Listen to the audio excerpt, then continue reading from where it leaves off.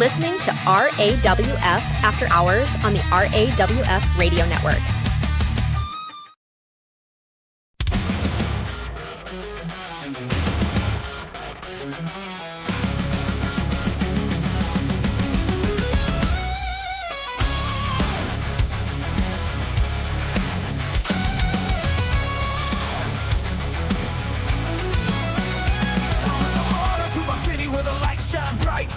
Up and ringing onto the mic.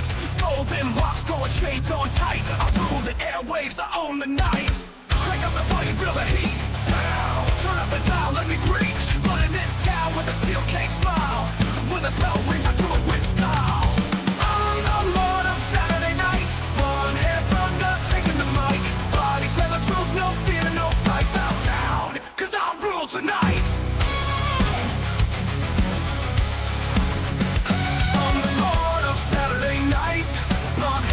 Taking the mic, bodies said the truth, no fear, no fright. Bow down, cause I rule tonight.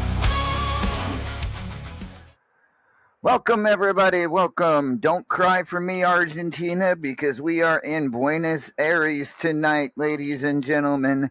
First time in this country of Argentina, in the big city known as Buenos Aires. My co-host this evening, the lovely and talented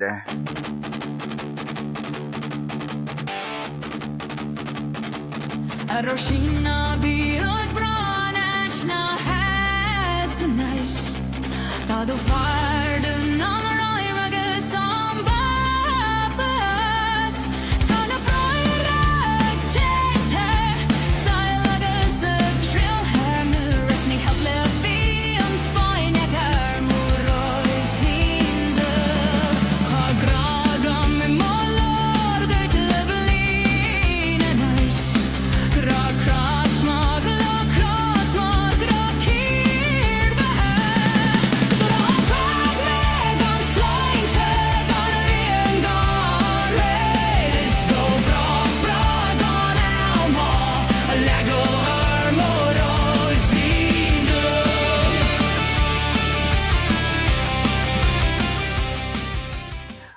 That's right, ladies and gentlemen, the lovely Maeve O'Hare is joining me in studio tonight here in Buenos Aires. Good evening, Maeve.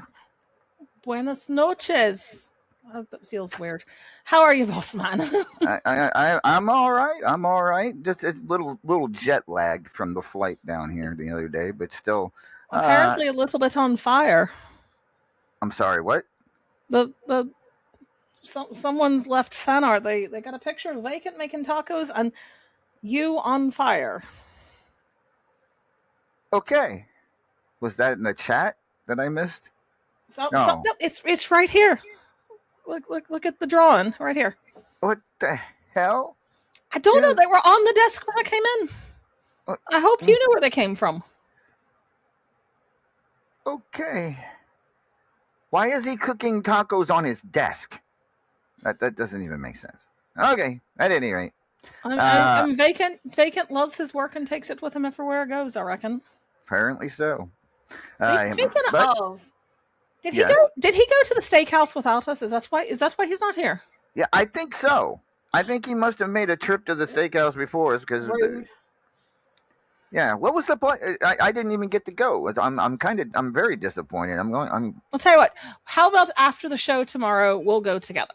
That sounds good. That sounds just fine to me. We shall do that tomorrow night. But tonight we've got a lot of business to attend to. We will start with GM and event reports. Maeve, do you have anything off the top of your head for? I just want to let everyone know that This Is the Way is on hiatus until after our break, because I know we're not doing show next week. I've got some things going on in the background, so that will be coming back in August. Okay, sounds good, and that does happen. And I suspect that the same can be said for RFC. Speaking of, I guess I could make that report because I know English is off being a pirate or something. Yes. So there are some slight technicalities with the actual title match that's still going on. But the new RFC signups will be going out probably about the same time, mid-August. All right. Sounds good. Sounds good indeed. I know the tag from RAWF Tags and Stopobot has just posted round 3 this evening.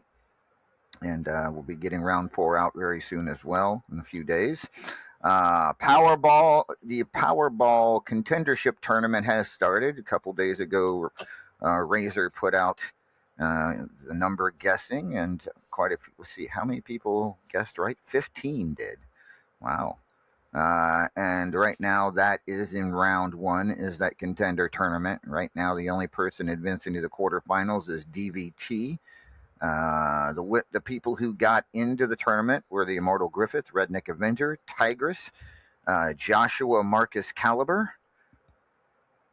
Why are you looking at me like that? Who the feck is that? The artist formerly known as Mark Caliber is now going by his full name of Joshua Marcus Caliber. What did he do to have to go by his government name? I'm assuming you heard the conversation I had with him last week. Uh-oh, wait a minute. Down here, really. Studio Cat! Whoa! Studio Cat! Studio Cat! Yes, Studio Cat is wanting to be world famous, and how can it do that unless it comes with us everywhere? I'm starting to suspect that you ship Studio Cat around. So yeah, Studio Cat now is here in Buenos Aires with us. I Studio think Gato. It just hides in the equipment when we go. Anyways, where was I? Okay, so Griffith, Redneck Avenger, Tigress, Joshua Marcus Caliber, Magnificent Michael, Slashy, Cassie Joe, Miss Beautifatal, Miss B, should say, Allie Knight, Badass Billy, Jobu, DVT, Faith Duncarino, Killin' El Lobo, and Lady Evil Lita. All got into the contendership tournament. And right now, round 1 is still in the books, but Powerball is underway. And good luck to everybody. Hatfield and McCoy. I can tell you this right now. We have a winner of the Hatfield qualifier tournament, and that was Sassy Applebee's. She awaits the winner of the Sassy Applebee's won another tournament. And go figure that, right? I'm going to have a heart attack and die from that surprise.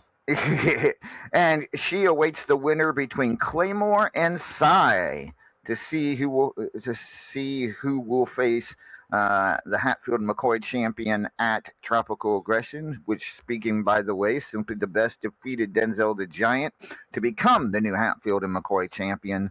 So Simply the Best now waiting to see which one of those 3 he will face at Tropical Aggression. All right, we have, I believe, an Ultimate Gauntlet report from the one and only, the Paragon of Greatness. Paragon.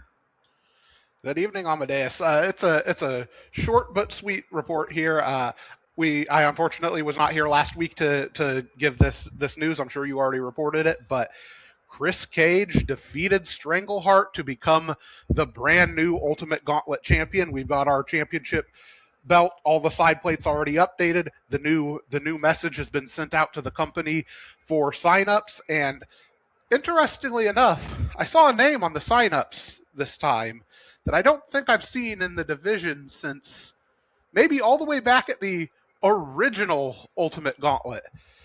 You know what that name might be, Amadeus?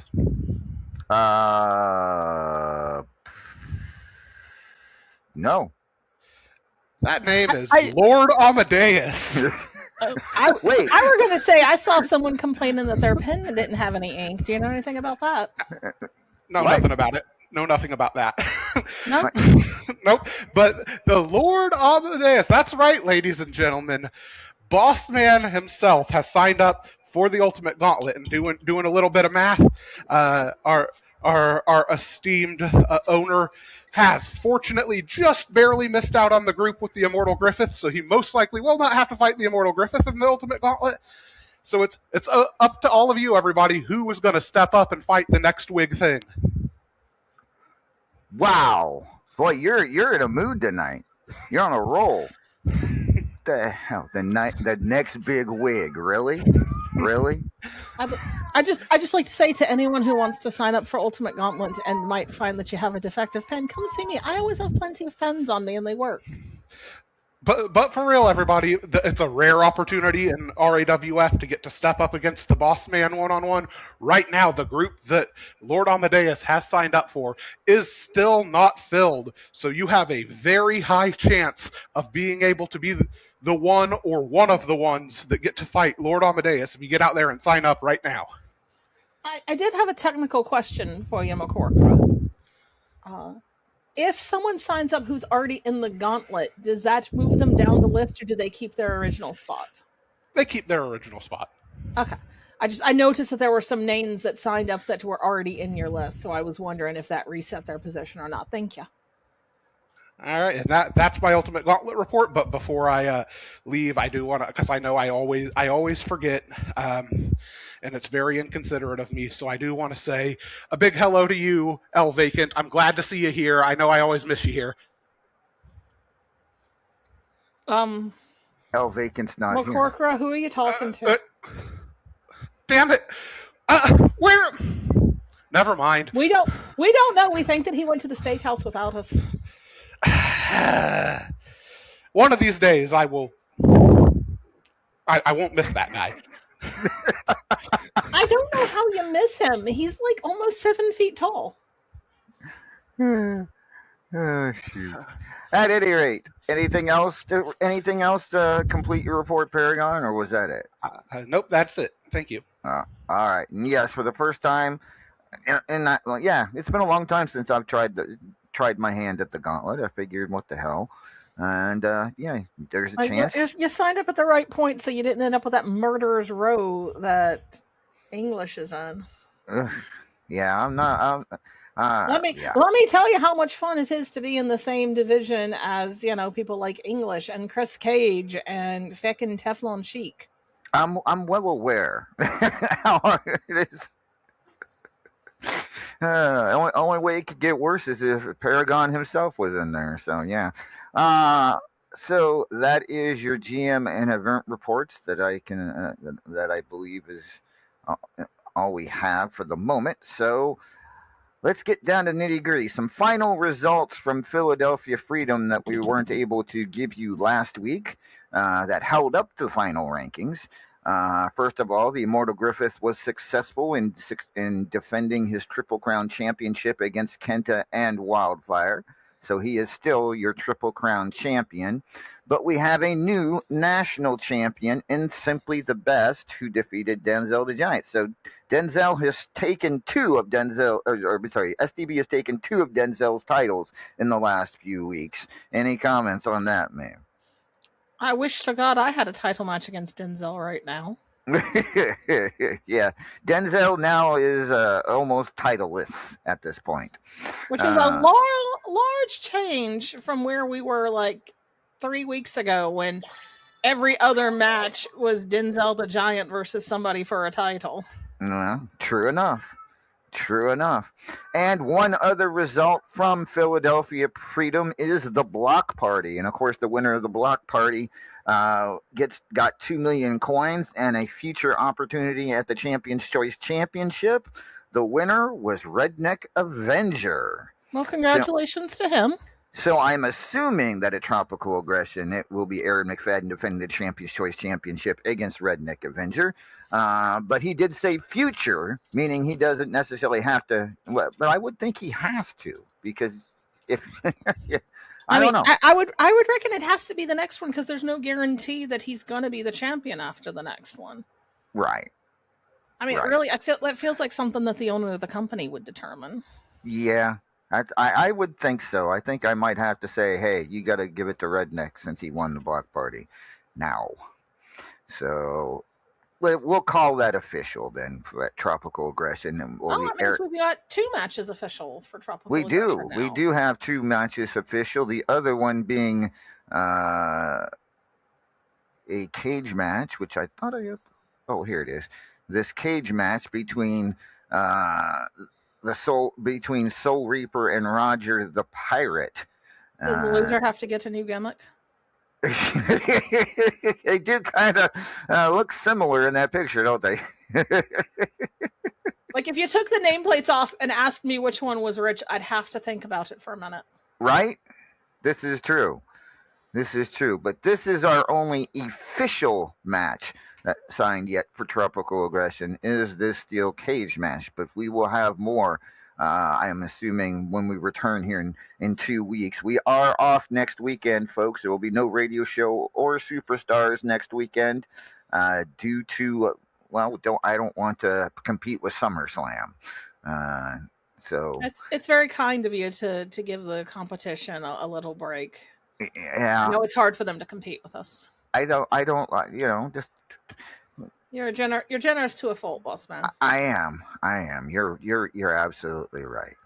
So, Philadelphia Freedom officially now in the books. That means we have final rankings to go over. It's been a month of Sundays since we had those, so. Yes, it has. So, Maeve, if you would. All right.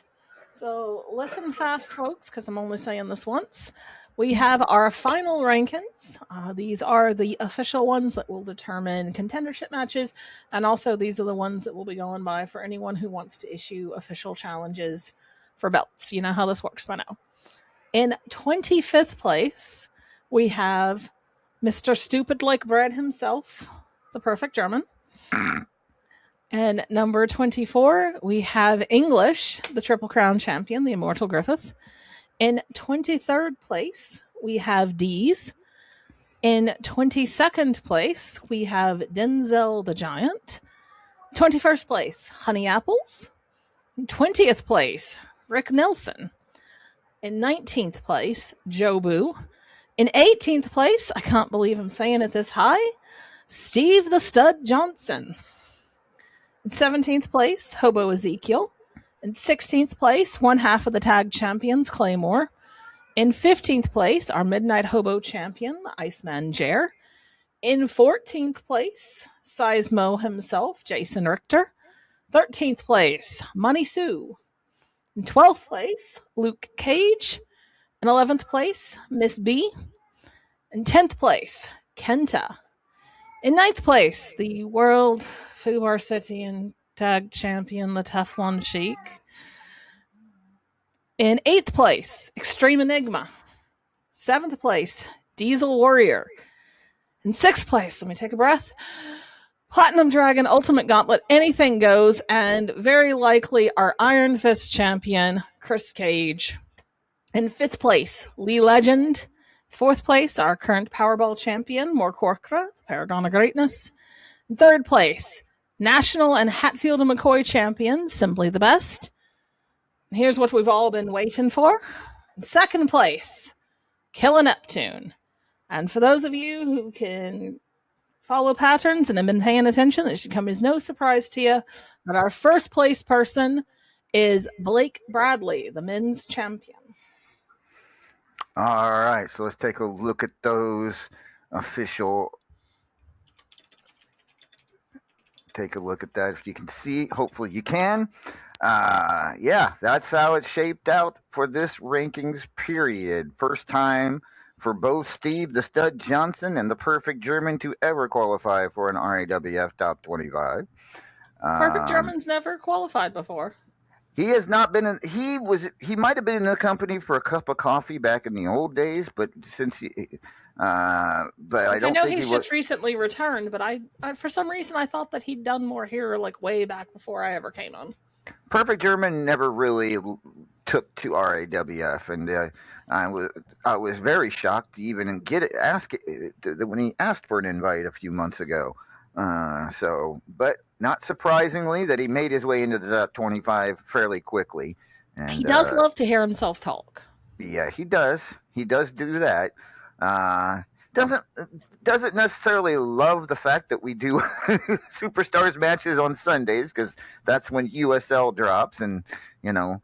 But at Oh any rate, no, USL. Let me get yay! my Well, tiny violin. not going to go there. But at any rate, so yes, the Perfect German and Steve the Stud Johnson both debuting in the top 25 for the first time in RAWF history, in the history of RAWF. So, what does this mean for contender matches tomorrow?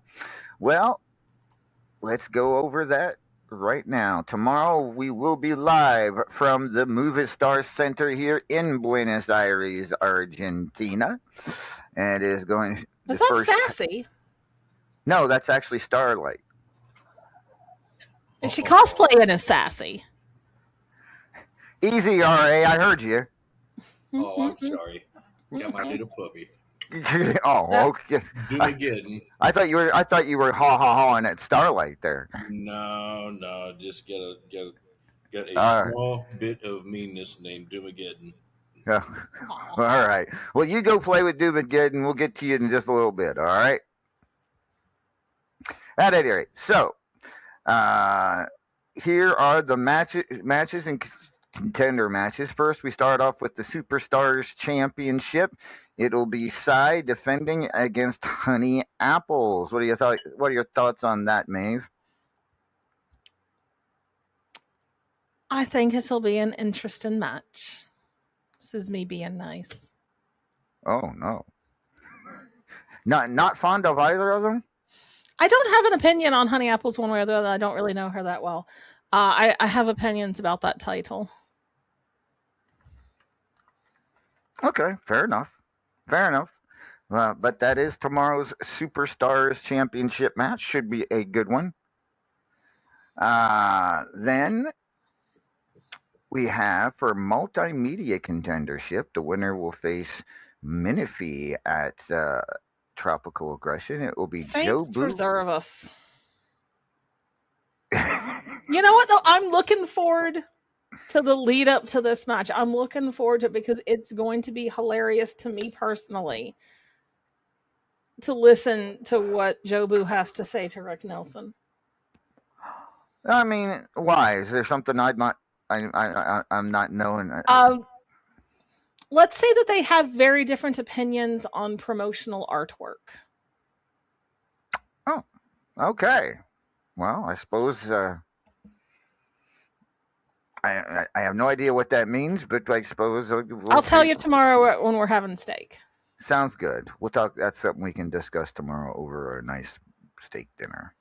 All right, 2 Triple Crown contender matches. The first one is a battle of Hall of Famers as Claymore takes on Hobo Ezekiel. Oh, there's some history there. There is indeed some history there. And I mean, I have a feeling Claymore will walk away with this, but I could be wrong. What are your thoughts? See, normally I would say that the safe money is Claymore. However, the Claymore we've seen the last couple months, even I'd say, is not necessarily the Claymore that we've seen in the past. Now that might change. Now that he's in a contendership, he might be like, "Oh wait, I actually do want to go hold some singles gold again." But if the Claymore who's been, if you can call it that, turning up the last few weeks, I don't think he has a great chance against Hobo. I mean, he didn't. It's not like he didn't turn out in the rankings though. In the rankings period, I mean, 9-3, he talked a decent amount of bits. So I mean, I guess we'll see. We'll see how much this means to him. But it should be an interesting match either way. But not as interesting as this other Triple Crown contendership Lord, match. I can't even imagine if the oh. Oh my Christ. That's right. Jason Seismo Richter will take on Steve the Stud Johnson. One of them will get their first opportunity at a title here in RAWF. That's just cruel, boss man. What, cruel for who? Now, what's cruel is that one of these is going to win their first contendership for a title, and then you're going to send them against English. I mean, not just English. I mean, here's the thing. I mean, yeah, it's going to be English and then either Claymore or Hobo. Mm-hmm. That's mean. Hey, this is their chance to prove that they belong in the RAWF hierarchy. I agree. I agree with more Corcoran. It's exciting that there's going to be somebody new in contendership. We're going to see someone going after gold that hadn't held it here yet. It just seems so mean spirited. It could be. It should be interesting either way. I favor Seismo in this one. So but I won't count the stud completely out. Let's just say this is not one he can talk his way out of. Let's put it that way. No, talking's not going to do you too much good here. All right, who will the Immortal Griffith defend his Triple Crown Championship against? I'm going to text English right now and tell him about this. You do that. So then we have Fubar City Contendership, 2 Hall of Famers here, as the Paragon of Greatness takes on Money Sue.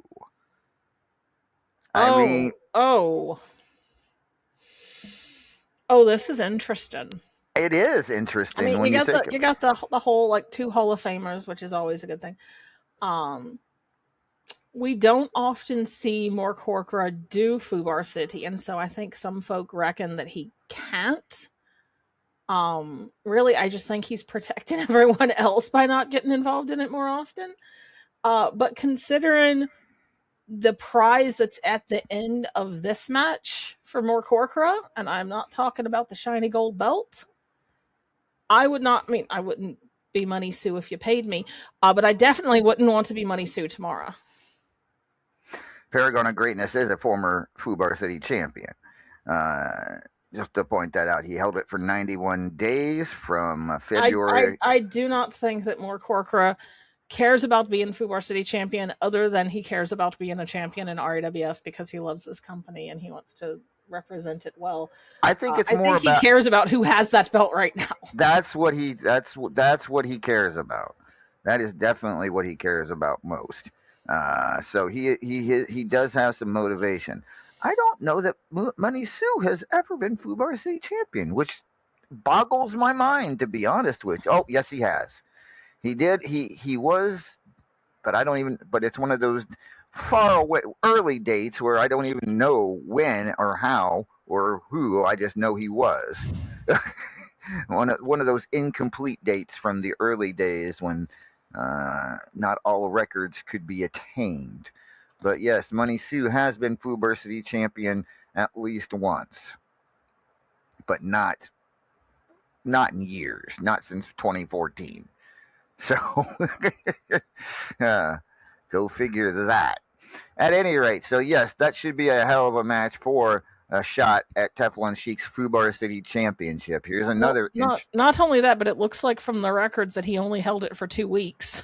Yeah. Oh, well, and that was back in the day when all these titles were defended every week or every couple I always weeks. forget that you used to do that because you were a psychopath. I learned after a time that wasn't that there was a better way. But at any rate, Midnight Hobo Contendership match. It will be Miss B taking on the power player Luke Cage. Oh, that'll be interesting. That should be. Miss B has been doing really good, and she has really impressed me the last couple months. Her and Menifee both. It's like they suddenly were just like, oh, what? Like it's hard, and suddenly we're just like all over the place. Like I've heard their names more in the last 2 months than I have in years in RAWF. Absolutely. Of course, Menifee currently holding 2 RAWF titles: the After Hours and the Multimedia. So Miss B looking for her first Well, no, I believe Miss B was estrogen champion. I think you're For right. So this will be her second chance at a title here. But I mean, is she? I think she's the underdog here. Wouldn't you agree? I mean, have you seen Ladybuck Luke? I've seen him. He's quite large. Yes. And he's got a bit of a temper on him. Yes.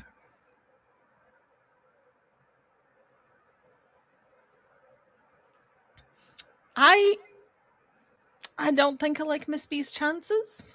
I'm not going to rule her out. But if I were a betting woman, my money would be on Ladybuck Luke. Yeah, I would love to see Miss B win this match, just to have an opportunity to go after Jer. But I think maybe this could be. I think this will be Luke's match, but we'll see. Anything is possible, as you said. For a shot at STB's national championship, another interesting one, as the Extreme Enigma will take on Kenta to see who will go In a face peroxide on a pole match? Maybe. I suppose that's possible. But yeah, this one's going to be an interesting one. Which of these. And of course, Enigma has this whole thing where they want to win a title before the end of 2026. Is this their opportunity? No. So you're saying that he can't beat Kenta, or that they can't beat Kenta, or you're saying they can't beat STB? Yes. All right. No, I know that Enigma's been just completely up their own arse about this, and they've been whinging all around, and I've had to listen to it. I don't think this is it. I think they're much better off trying to hoodwink somebody into giving them a title shot for, like, I don't know. What's one of them titles that you have hanging around that no one does anything with? Well, I mean, there's White Lightning. There's Hatfield McCoy, but I don't know. Are you slagging off on your own division there? No, I'm not saying that. I'm just saying that there's. You're saying that it won't be this time. We'll see. This ain't it. All right. Oh, we'll see. You think Kenta goes on to face STB? I think Kenta goes on to get throttled by STB. Wow. All right. We find out tomorrow here in Buenos Aires. Platinum Dragon contendership. Lee Legend getting his first opportunity, having his first contendership match in RAWF against someone who is practically a mainstay in contendership matches every period. In DW, thoughts? They're both British, so can they both lose? I thought Lee Legend was like Swiss, nor Swedish. No, you're thinking of Lars Hellstrom. Oh, okay. He's got an English flag on his nameplate, boss man. That's an English flag? Yes, that's the English flag. Oh, okay. Saints preserve us. You need to start a line of jelly or jam. Saints preserve us. I tried cannon once and the jar exploded. Never again. Well, you're not supposed to use a cannon to make jam. What? You said it. You used a cannon on. No, you used a cannon once and it exploded. I tried cannon. No. Where you put things in cans and then you boil them. Canning. That's what I said. Okay. Gotcha. I was on first.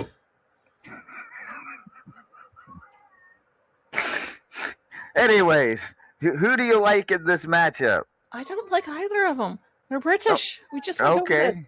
Who do you think wins? Normally, I would say DW because she's had a lot of luck in these contendership matches, but Lee Legend has been on another level since he showed up. Mm-hmm. So I think he's got the edge. I'm not saying I want him to win. I'm saying I think he's got the better chance.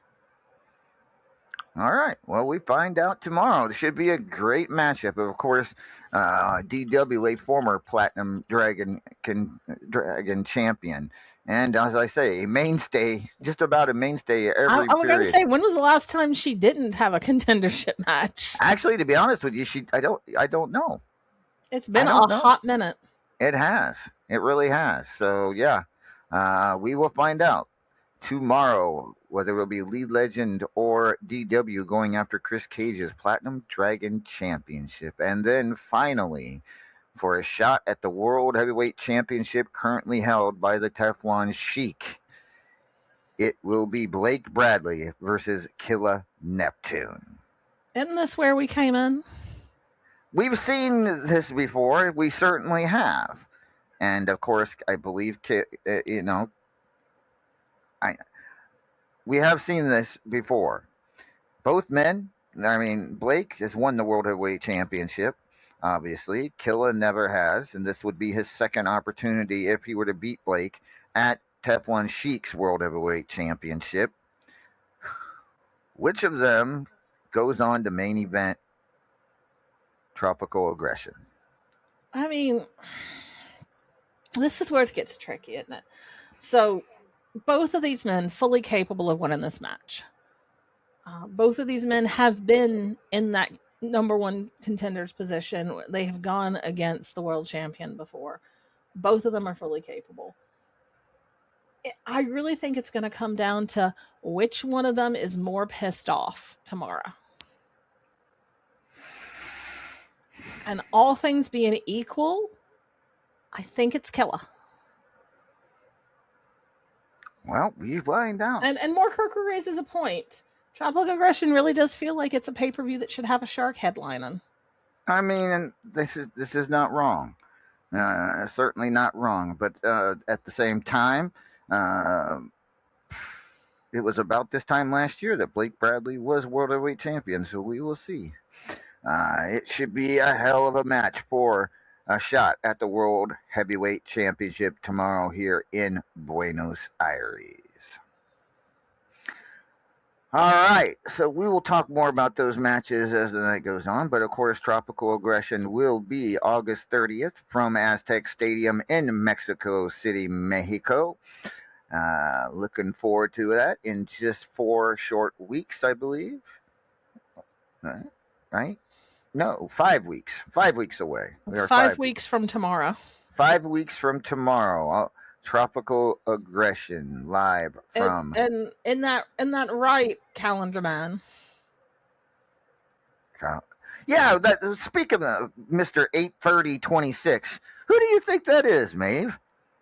I'm curious. I wish I could tell you, Bossman. I've been sitting here racking my brains. I was like, do I know someone whose birthday is on the 30th? And obviously that's the date for Tropical Aggression. And then I'm like, all right, who hadn't we seen in a minute? Nothing is making. And actually, I figured it out. It's that cardboard stand-up of Liam that Hobo's been dragging around. He found a way to animate it using dark magics. That's always possible. Well, it's true. It's someone who likes to doodle. Does that give us any hints? But then again, maybe it's the real Liam. It's not the real Liam. I would know if it were the real Liam. Would you though? He's basically my brother. Yes. Fair enough. Well, I know 2 people that it's not because 2 people returned to RAWF this past week, and made no bones about jumping right into the mix. The first one was this fine lady. Cassie Joe is back in RAWF. You remember Cassie Joe? Of course I remember Cassie Joe, but I'm not the one you ought to be asking about Cassie Joe. Who should I be asking about Cassie Joe? You ought to be asking Sibel about Cassie Joe. Ah, why? Because they were married twice. Oh, that's true. That's true. I forgot about that. But yes, Cassie Joe has returned. Former national champion is Cassie Joe. I hope she sticks around because when she's got her head on straight, she's a very strong competitor. Yeah. So welcome back to Cassie Joe, and then we have another returnee, one from injury. We haven't seen in a couple of months. Cassie, we haven't seen in years, but this one we haven't seen in a couple of months. But he has returned, and he has a message for RAWF. Oh, Lord.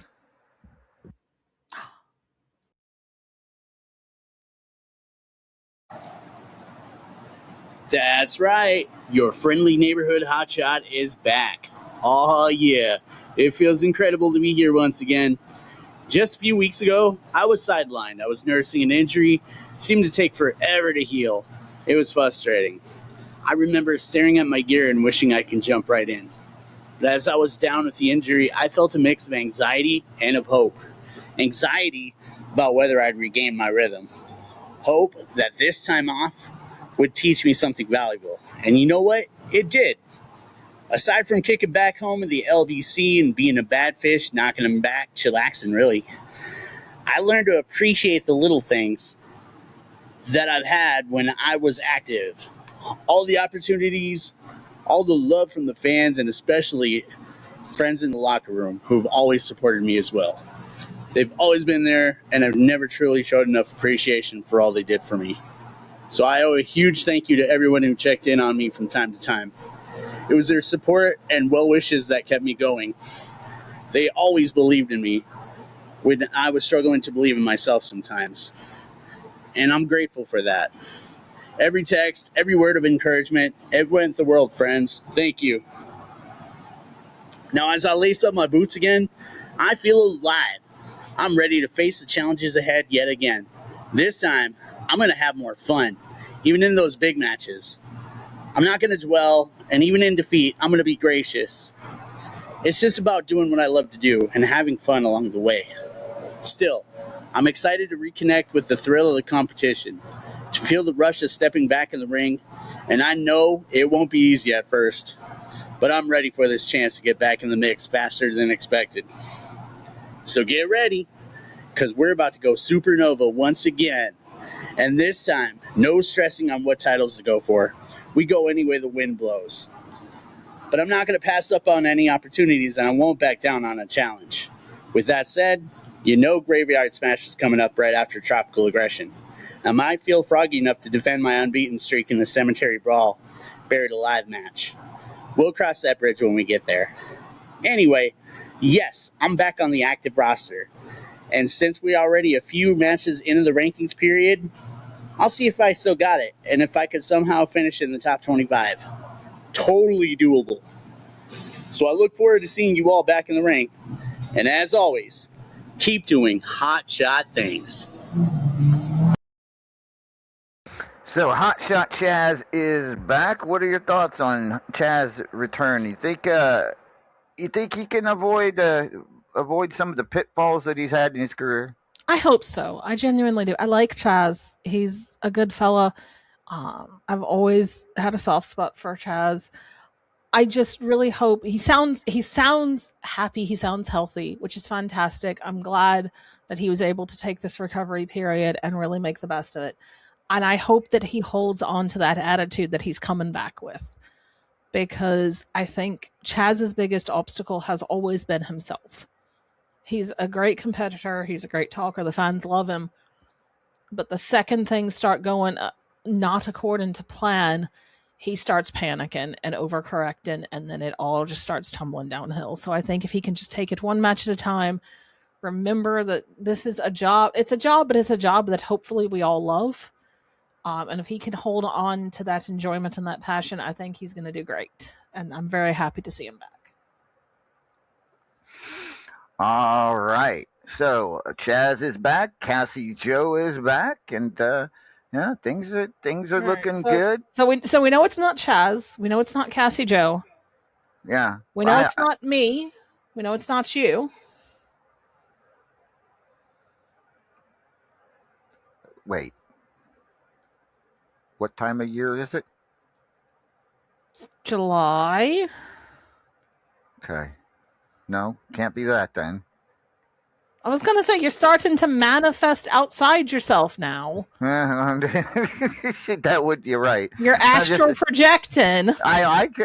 You look, the crazy things that have happened over the years. The sad thing is, it wouldn't even be the strangest thing that's happened associated with that. I mean, for God's sakes, you know, if I could if somehow the maestro can get in you, it can get in anybody. I You know don't what I'm like saying? thinking about that. That was a dark time in my life. Yeah. You know, as much as it pains me to agree with Steve Johnson on literally anything, he does raise a point. You are the boss. You could demand to know who it is. That is an option available to you. Maybe, I suppose, but at the same time, I can't fire them if I don't know who they are. Can't you, like, check your record books and see who you've started issuing paychecks to? Well, I mean, whoever it is wouldn't be on the pay roster right now. Or are they? Dun dun dun. Okay, there's a soundbite I need to remember to get. Not like that, Luke. Ew. Get your mind What? out the gutter. Luke goes, the maestro was in Maeve? And I'm like, no, not like that. Ugh. But at any rate, no idea who it is. Well, maybe, I reckon we'll find out next month. We'll find out at Tropical Aggression. We should start a All betting pool, and then whoever wins gets something. We could, I suppose. But we mentioned all of the... I'm going to say it here. Place your bets, folks. Come and message me and tell me who you think calendar person is, because I reckon Sibel made a good point. We don't necessarily know that it's a fella. Oh, he's a calendar person. That doesn't work. Anyways. Next up, oh, wait, you know, we didn't get to the undercard of tomorrow's Superstars. We need to do that. Oh, you're right, we didn't. Who do we turn to when we want to find out who else is wrestling tomorrow on Superstars, Maeve? I reckon that would be Randolph Mortimer Draw.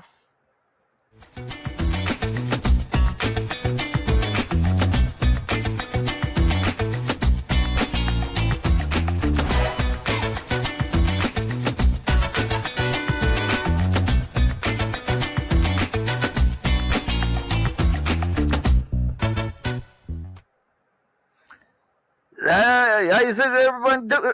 Hey, Maeve, how you doing? I'm keeping well, Randy. How's yourself? I wasn't expecting to see you here tonight. Where's Taco Boy? We don't know. We reckon he's eating steak without us. That's no good. I can steak. Okay. At any rate, how's it going, everybody? This is your undercard for tomorrow's Superstars live here in Buenos Aires. Is that how you say it? Buenos Aires, right? Close enough. We got Chiro El Napolitano taking on Evan Deadly. Chris Cage will take on the Soul Reaper. Sorry about that, Reaper, but you drew the short straw this week. Hot Cheese takes on Crazy Serb. Marquis Desaad to take on the returning Cassie Joe. Olivia McGinnis takes on Mystic Maniac. Big Papa takes on the Mancunian Maniac. Destroyer takes on her tag. I believe that's her tag partner, Magnificent Michael, isn't it? Aren't they tag partners? That is or in used fact to her be? Tag partner. Yeah, I'm interested Well, to she's see how gonna that probably goes. shoot me for that one. He's probably gonna shoot me for that one. All right, Psycho Girl takes on Sean Hitman Hurd. Scythe takes on Simply the Best. Maeve, you take on Ice Cold Aaron McFadden tomorrow. Leo takes on Cybel. Teflon Sheik to take on the Redneck Avenger. Ooh. That ought to be a good one right there. All right, if you're listening, you got a promo to do tonight on that one. Lady Evil Lita takes on Yeo del Segador. Eros 15 takes on Kitty Kabam. Papa Shaker takes on the Minion. Starlight takes on Keg. Caden Steele takes on Allie Knight. The returning Hotshot Chaz, his first opponent in his return is Luzon Warrior Queen Falcon. Joey A takes on Draven Blackbird. Iceman Joe takes on Roger the Pirate. DVT takes on Slashy. Deez takes on Tad Beaglewolf Dennis. Bodie takes on Black Lilith. Gorgodio takes on Sassy Applebee's. Knox Boogie takes on Badass Billy. Tigers takes on The Undertaker. Lars Hellstrom takes on Purgatory. Davila takes on the Cougar.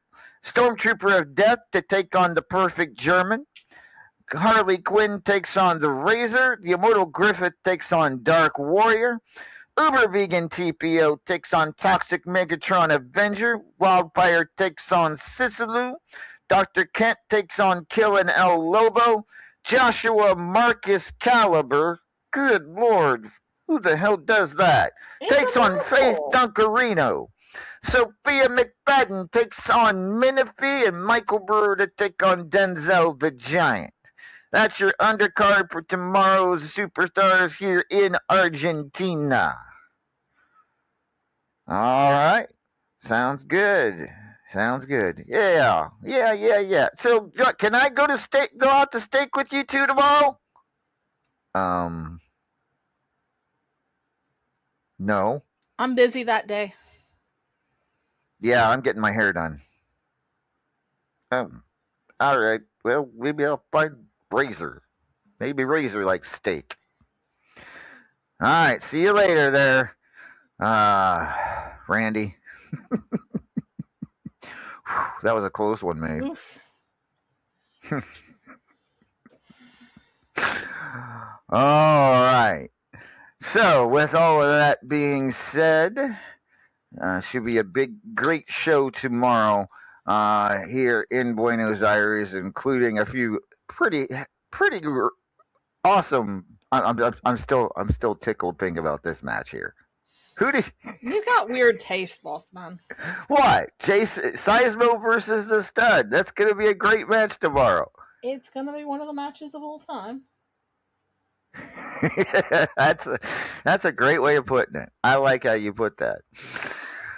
All right, so I suppose we should talk to some peoples. I'm laughing at one of you, Steve. So let's talk to some peoples. Let's bring in the reigning Powerball champion to talk about his contender match tomorrow. He is the one and only. Once upon a time, an abomination. He walked on water and he conquered nations. Could have ruled forever, but he lost his patience. Look at me now, paragon of greatness.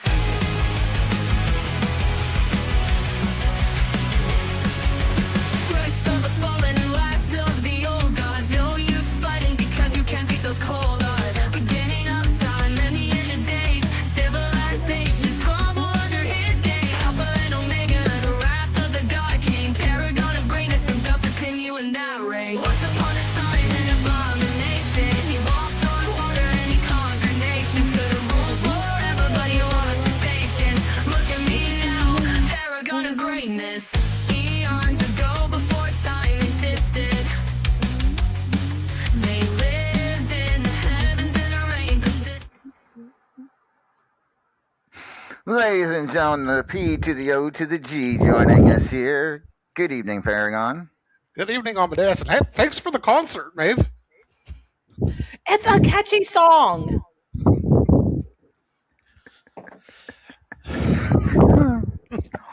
I can't help myself. I hear it and I start singing along. I can't blame you for that. It's a good day, Amadeus. Well, how so, Paragon? Do tell. Well, I was gonna come in here last week and then again this week, stewing a little bit about the results of Philadelphia Freedom. Things kind of didn't. I mean, my match is split 50-50, but the big main event match, obviously, it didn't go my way. But then I realized something.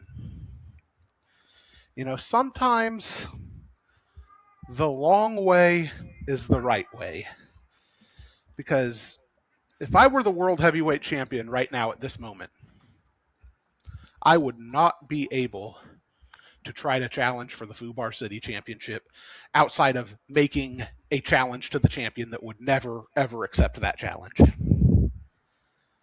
But now, I have the opportunity to go through Money Sue, and we'll get to him in a moment. I'm not writing him off by any means, but I have the opportunity to go through Money Sue at Tropical Aggression, and should our champion retain at Tropical Aggression, that gives me a path through Tropical Aggression, defeating the Teflon Sheik for the Fubar City Championship, and straight into Graveyard Smash, where I can take the World Heavyweight Championship from Teflon Sheik, thus taking everything from him.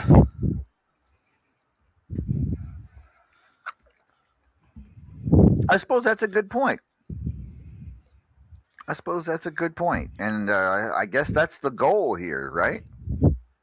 Absolutely. Here's the thing, and again, we'll get to Money Sue in a minute, because I am far from a guaranteed win here.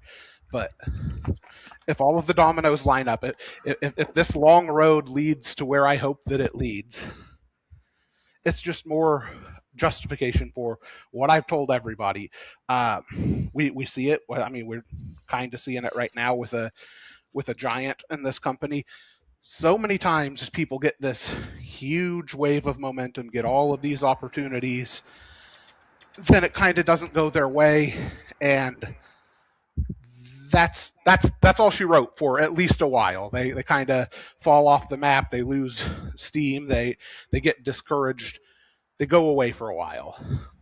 That's not what Paragon of Greatness does. I don't burn out till the lights turn out, and I am here every day, every night, win, loss, or draw. I'm 100% the next time, going right back for that mountaintop. And while it was a disappointing result, I gotta say, I'm fully energized again. All it took is one night's sleep, and here I am, ready to go again. Nothing can keep me down, and that includes my opponent tomorrow, Money Sue, who, boy, oh boy, what can I say about Money Sue that hasn't already been said about Money Sue? The guy, once upon a time, was one of the greatest trash talkers in this company.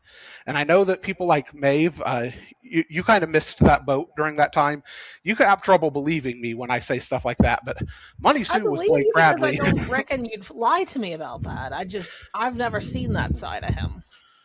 So our number one wrestler, the best trash talk in the world, Blake Bradley, I compare Blake Bradley now to what Money Sue used to be pretty regularly. I think that that's an apt comparison of what Money Sue once upon a time was. And every once in a while, he kind of wakes up. He gets his trash talk game back on. He gets his wrestling boots, tied again, goes out and does something. And I can't discount that.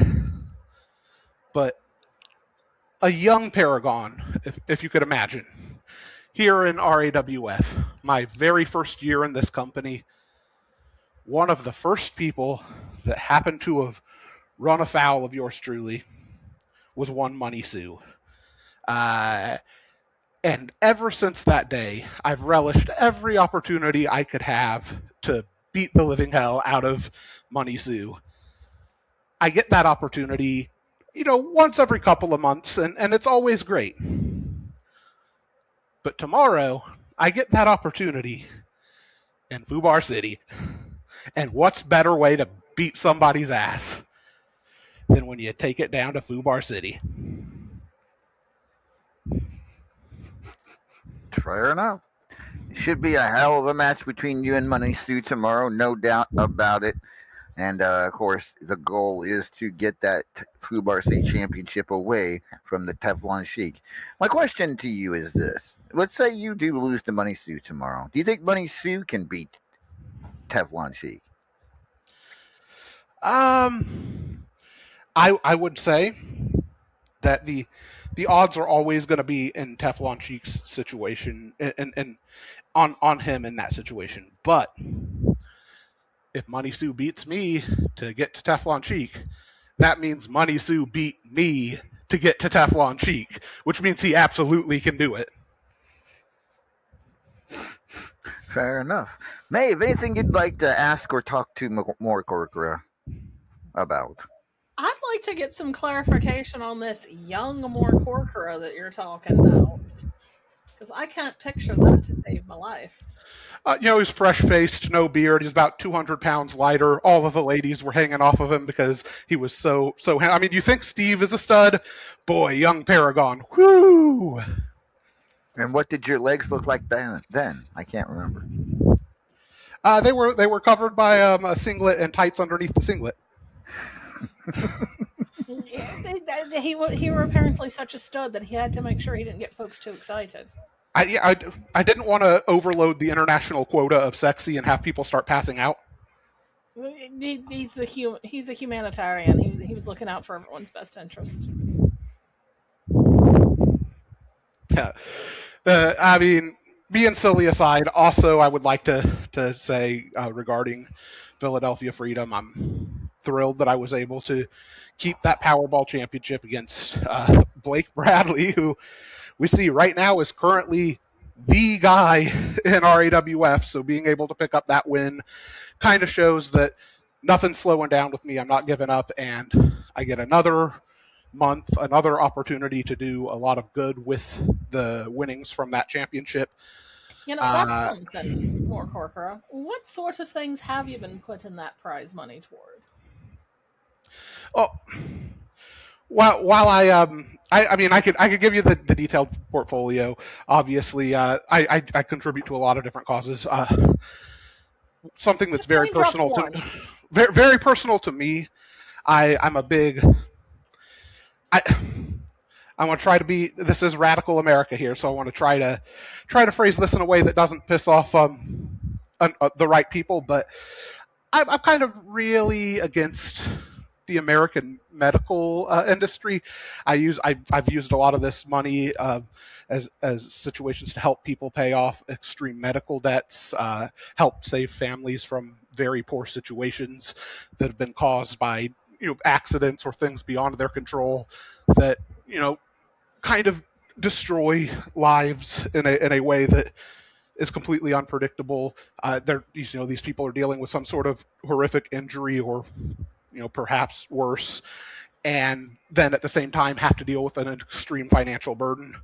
That's the kind of thing that I, through personal experience, through people that I've seen and know very well, I know that that's the kind of thing that they have to deal with a lot. So it's something I've always thought somebody really should intervene and help in this situation when people really kind of need it. Well, that sounds like a fantastic use of the money. All right. Well, Paragon, good luck against Money Sue tomorrow. Your path to getting another shot at Teflon Sheik, even though it's not for the World Heavyweight Championship, lies through Money Sue tomorrow here in Buenos Aires. Any final thoughts? Yes. As much as I do relish the opportunity to beat the hell out of the guy, I would be a hypocrite if I didn't say the things that I've said about Miss B recently. If I didn't apply the same logic to Money Sue, I like to see when somebody who has been around forever but kind of goes in and out of having successful moments kind of steps up. Money Sue, absolutely good luck to you. If you beat me, I mean, even if your opponent wasn't Teflon Sheik, I'd be rooting for you at Tropical Aggression because I love it when people Chumbawamba. If you get knocked down, you get back up. Money Sue's been knocked down so many times. I love to see that he's still getting back up after all these years. All right, Paragon, thank you for your time tonight. Appreciate it. And we will find out if you indeed are the next Fubar City contender. Good luck, sir. Thank you.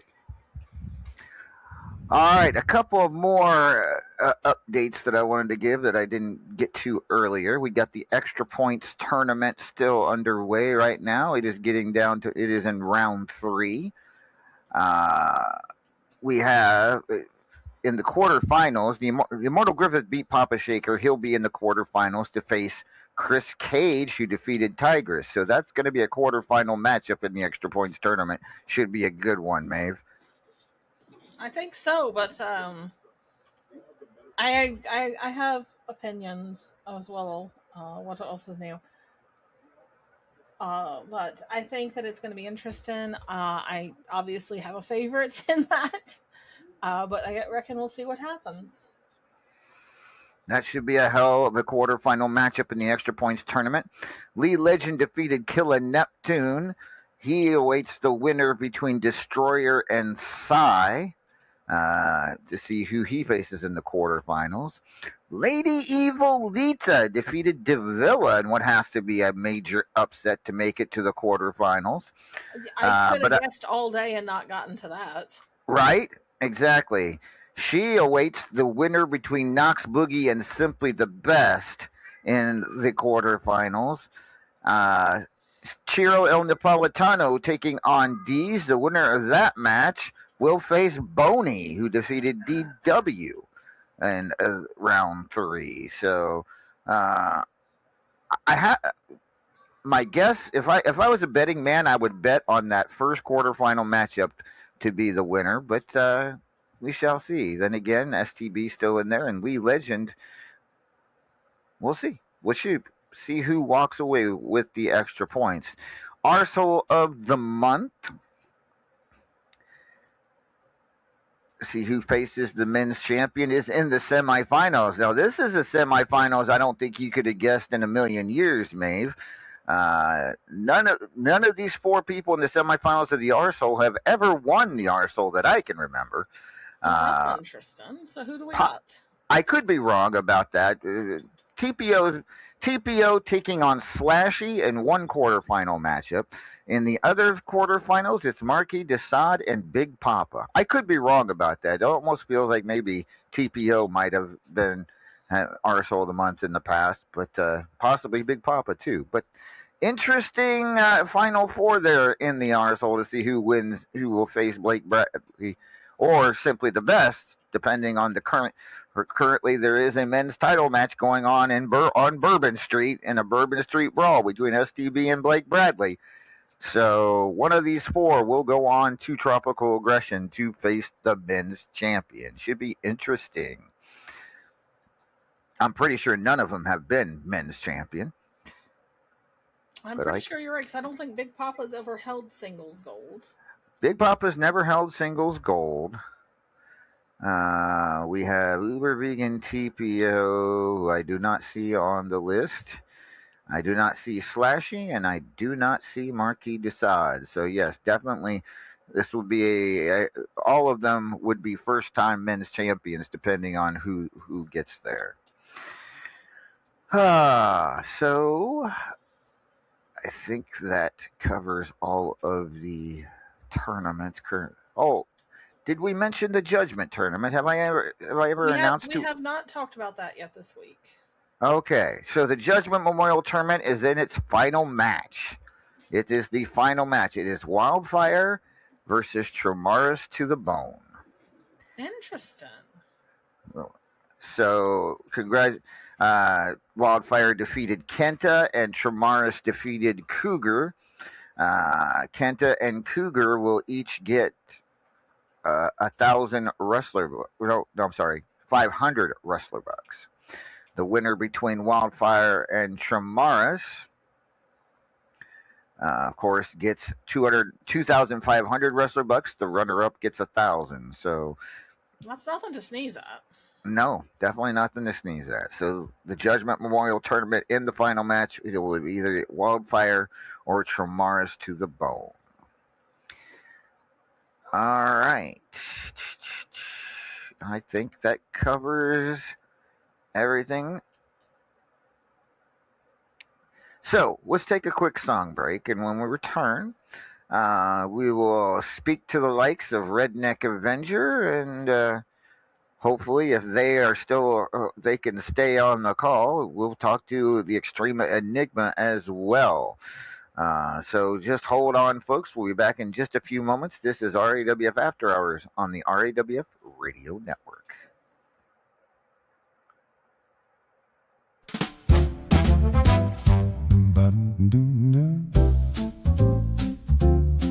Amadeus style.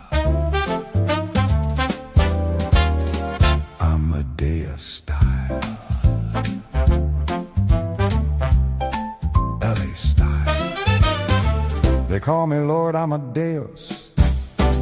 I am your jukebox hero. I'm not some upstart jobber or your everyday zero. As handsome as Pitt and as tough as De Niro. Try to block job me and I'll kick your rear. Love my golden hair. All the ladies are all jealous of my golden hair. I love to run a brush through all my golden hair. You people wish you all had my golden hair. I said golden hair. I'm a weapon of mass destruction. You don't know? Oh, you will know.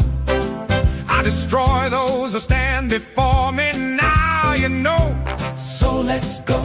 So all you bitches and your jobbers can kick rocks. Amadeus style. Boing, boing, boing, boing, boing, boing. Amadeus style. L.A. style. Boing, boing, boing, boing, boing, boing. Amadeus style. Hey, for my city. Boing, boing, boing, boing, boing. Amadeus style. Hey, for my city. Boing, boing, boing. Hey, hey, hey, hey, hey, hey. So I invite you all down to a place called Fuba City. It's where I am from, and believe me, it's not pretty. You'd all get messed up because I'm on the committee, and we don't take pity. Hey, watch my hair. You people need to learn not to pull my golden hair. Goddamn, it's shifty. I said not to touch my golden hair. All the fans want a lock of my golden hair. Yes, my golden hair. I will quench your thirst for carnage like Gatorade. I'm renegade, and when it all is over, I will attain, I will reign. Tell all you peons and your pansies feel the pain. Amadeus style. L.A. style. Boing, boing, boing, boing, boing. Amadeus style.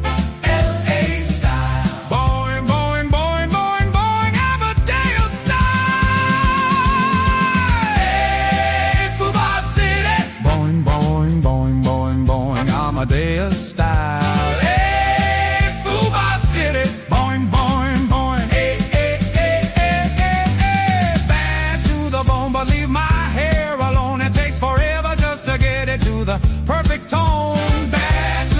But leave my hair alone. Yes, I know it smells better than my cologne.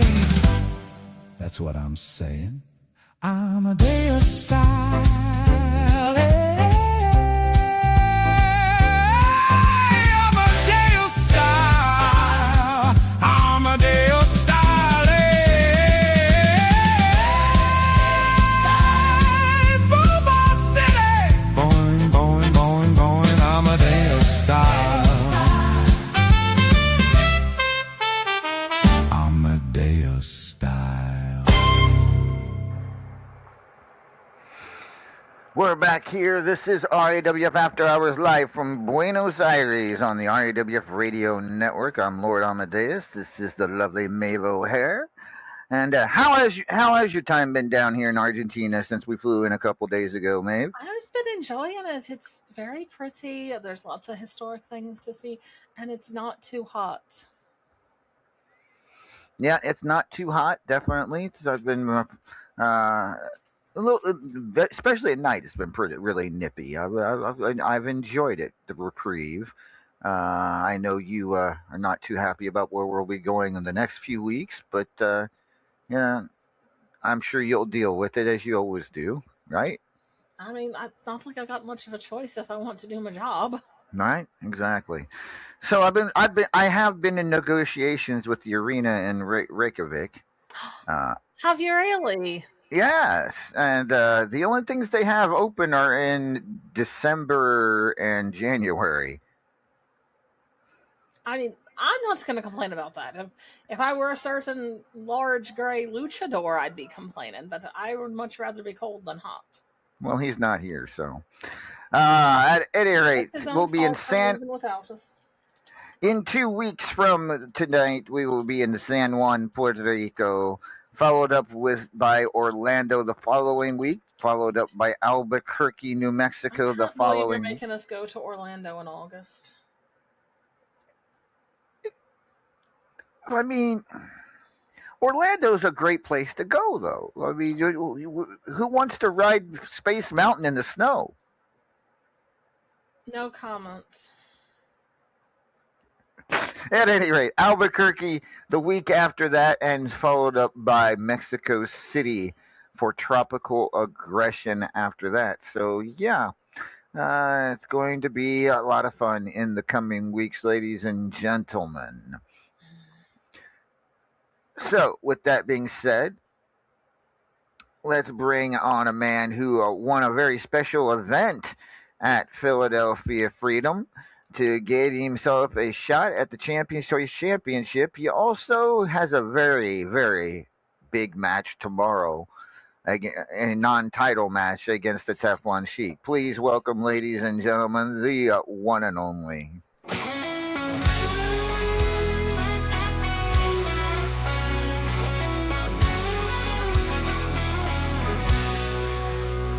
Boots hit the dirt, stealing my stare. Six-pack of visions, I don't fight fair. Rattlesnake blood running through my veins. Mess with the best, you'll be feeling the pain. I'm a renegade, born of raw, raised on rage. Knuckles up, I set the stage. Drinking beer and kicking pain. Ain't no cage can hold my name. Redneck Avenger, don't need no crown. But you best believe I run this town. From back road bars to the square circle, ain't no rules when I raise this hurdle. I don't tap out, I don't back down. You cross my line, you're going down. Ladies and gentlemen, the Redneck Avenger is here. Good evening, R.A. Woo! Borrow a little line from Ric Flair. How you doing tonight, L.A.? You got a big one tomorrow there, R.A. I got a big one every day, but, I got a nice match tomorrow. Yeah, you do. Talk to me about going one-on-one in a non-title match, mind you, with the Teflon Sheik. I could not have asked for a better gift. I mean, is your name Santa Claus? Your Lord Amadeus Claus? No. Are you sure? Because I don't think you could have gift wrapped this for me any better. Maybe it's Randy Claus. I mean, Randy's the one who's out.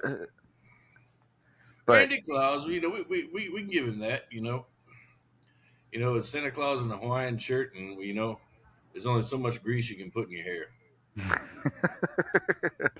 At any rate, talk to me about facing the Sheik. How do you expect this one to go? Well, I expect this one to go with Sheik walking out of the ring like an ostrich because his ass is between his shoulders. That sounds very painful. Yes, it does. Very intentionally.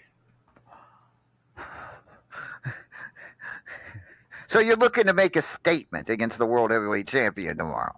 Oh, I could make a statement, or I could just find someone I don't like and just kick the shit out of them. Either way, it kind of works. So I'm going with it. Fair enough. Talk to me about winning the block party. How did that feel to walk out of there with a couple million coins and an opportunity to possibly be the next challenger to Aaron McFadden's Champions Choice Championship? That was a lot of fun. There was a lot of big names in there. It was just it was a good time to go in there and just slap around some folks. Get slapped around a little myself, but make it back. And I came out on top. You did indeed. And now I'm assuming it'll be at Tropical Aggression that you'll go one-on-one the Champions Choice champion, Aaron McFadden. But, of course, the steps will be loaded against you. I'm sure he's not going to make it easy in any shape, way, or form. But still, an opportunity exists. Talk to me about it. Well, whatever he wants to do, whatever steps he wants to do, if it's like one move or whatever, he's going to get it full throttle, and he better hope he can take it.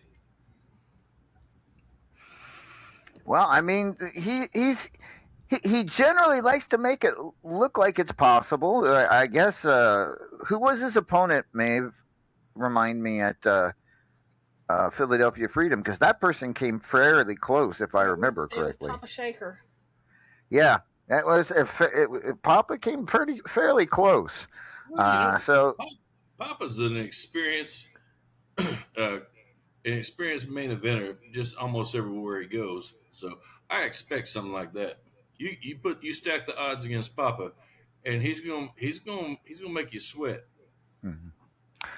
But he did not win the title. Do you think you could get lucky enough if Aaron gives you that? It gives you just the opening you need. I think I can. Otherwise, why am I in this business?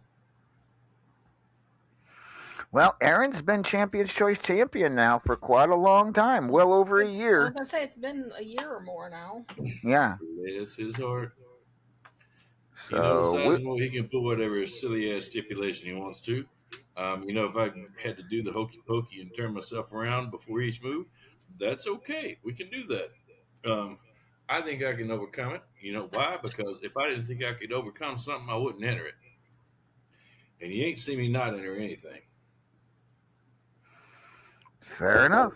Fair enough. We will see what stipulations Aaron puts on it for tropical aggression, but I have a feeling it's not going to be an easy road. But Oh no, turning I'd be disappointed if it was. It'd be like him handing me a belt. But that's okay. Let's do this. Let's have some fun. That's the fun of that whole belt. Is if you can, if you're the genius rat who can make it through a booby trap maze, you made it through the maze. So let's have some fun. So, how have you been enjoying your time in Buenos Aires?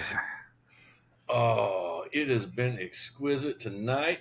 I had the perfect frying pan steak. It was about 2 inches thick, and they slapped that thing in some butter, salt, pepper, and garlic, and let it fry on its side, get a good sear for about 3 minutes. And they flipped it over, did the other thing, because on a 2 inch steak, 3 inches is okay because it was just cool enough in the center.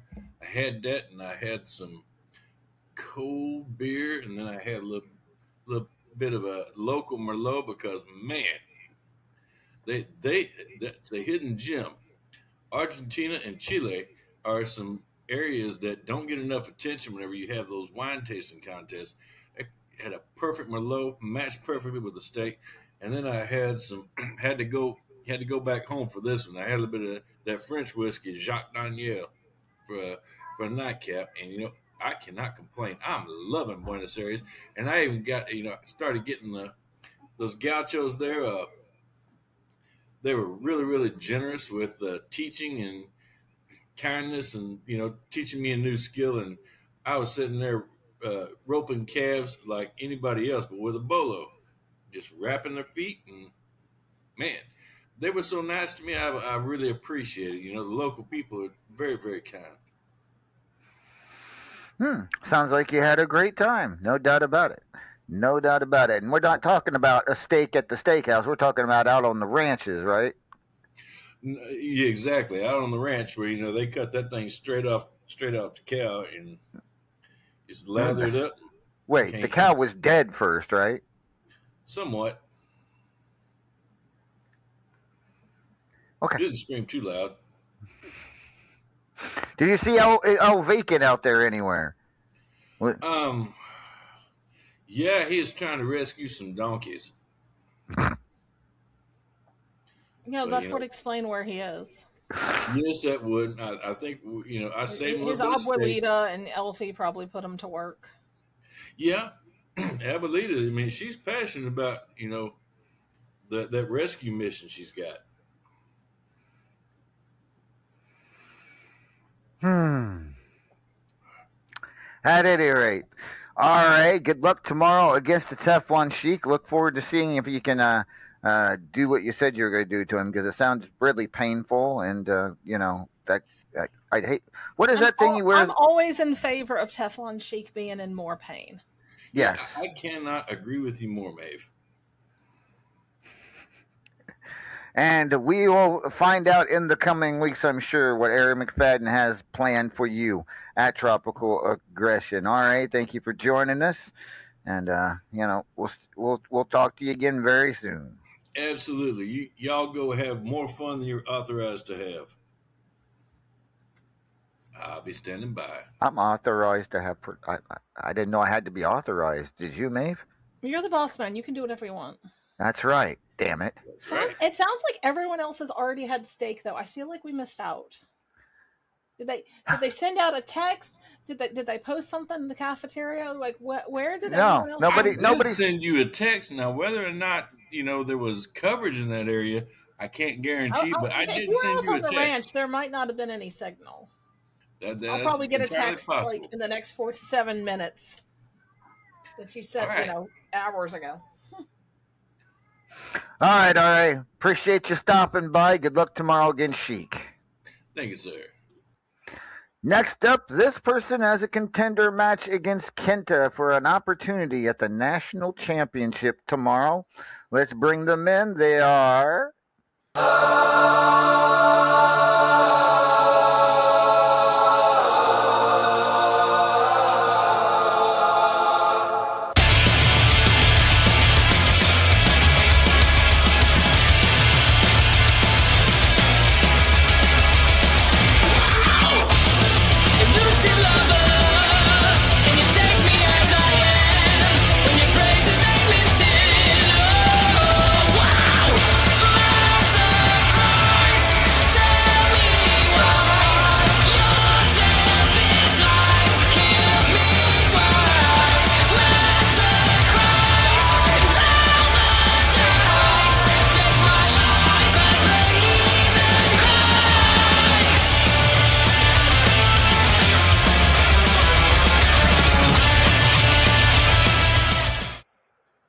Ladies and gentlemen, please welcome Extreme Enigma to the program. Enigma, are you there?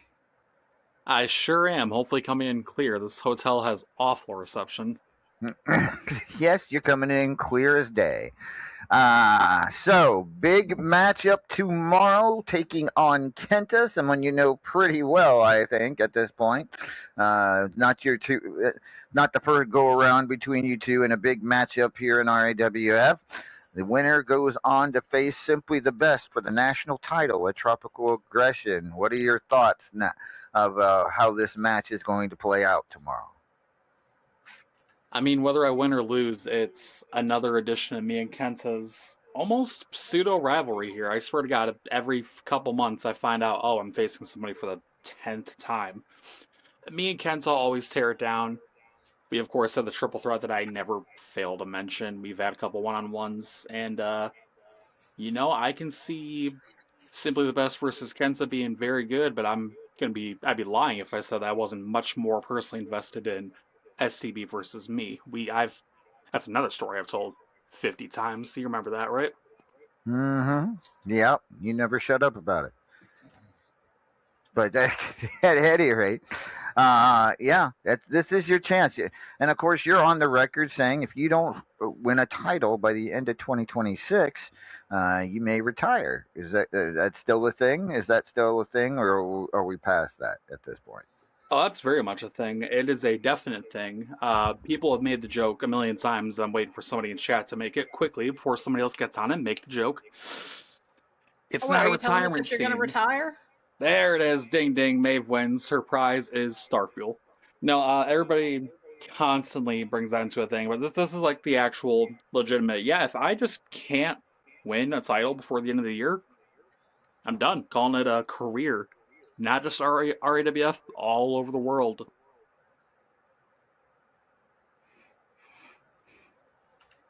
Wow.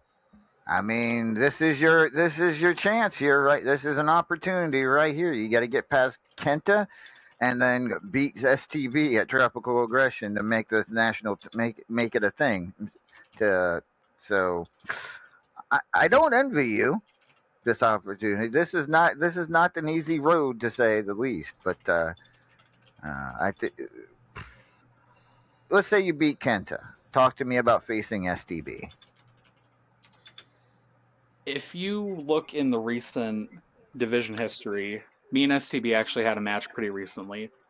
For being in a cage match and a good UFC knockoff, a lot of yapping was taking place between me and him. I laid out my heart as I usually do. I told STB right to his face, he's a goalpost.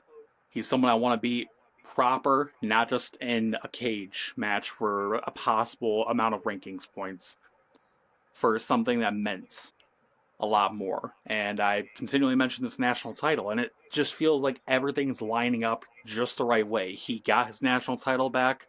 Me and Kent are facing off for a shot at it. As much as the story feels poetic, as much as the story feels like, hey, this is all roads leading the right direction. I mean, let's be honest. Let's look at like I said, the recent history. That cage match with STB, I lost. Tags match, me and Jobu took an L first round. Now, honestly, we're taking it easy the rest of the season. We're letting ourselves get back in the flow. I lost at Philadelphia Freedom. I passed out and collapsed in that ring from just the wear and tear of this past year. A match with STB is against all this exhaustion, all of this throwing myself against the wall shoulder first, and to the point where I'm breaking my bones to get to the goalpost I want to be, to get to someone like STB and get to a match like the national championship. It means a lot to me. And I might fail, like I continually fail time and time again, despite the story, despite the circumstances, but what this means to me is a chance to prove that I'm beyond what I consider my own limits to be. I've been in RAWF for 3.5 years, and I attribute myself to a lot of things. I attribute a lot of my career, in fact, to Japan, and they got one of the most popular things over in Japan runs for about 3.5 years, considering your position in there, and that's horse racing. Crazy thing to bring up here, but hey, Cy loves to bet. People like to bet on the goddamn horses. Those horses are athletes in their own sense. They only run for about 3.5, 4 years. And it's coincidences like that that make me think, fuck, even if I do win this, I can't think past it. I go in this circle and I just gotta keep thinking about the present, because what if this is coming up on the end here, 4 years?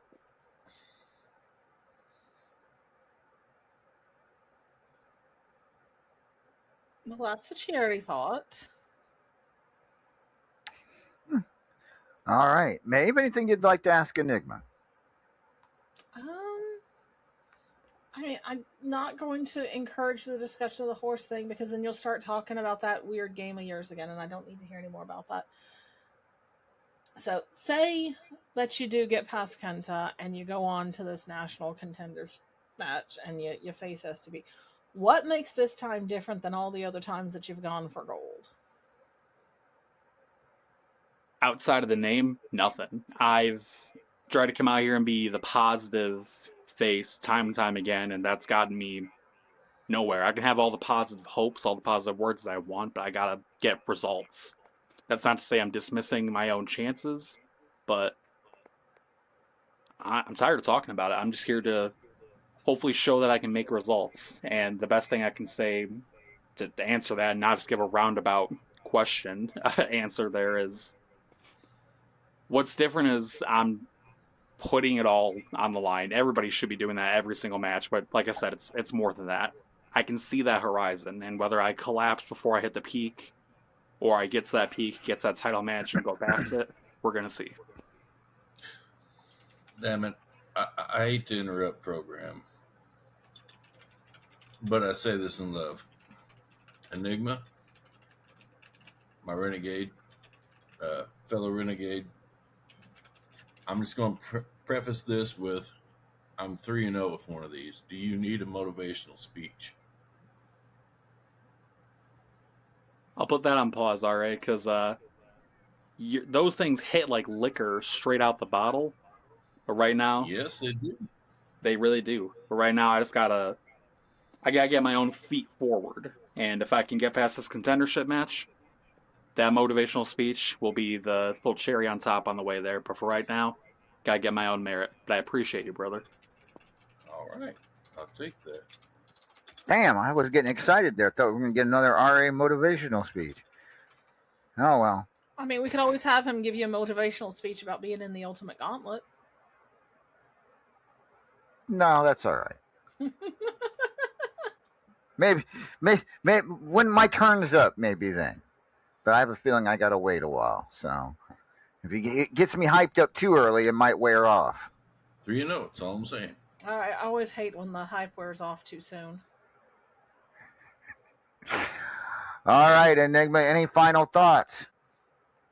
On the match, no, but LA, just like we get Randy every week for rankings, or not rankings, matches, same thing.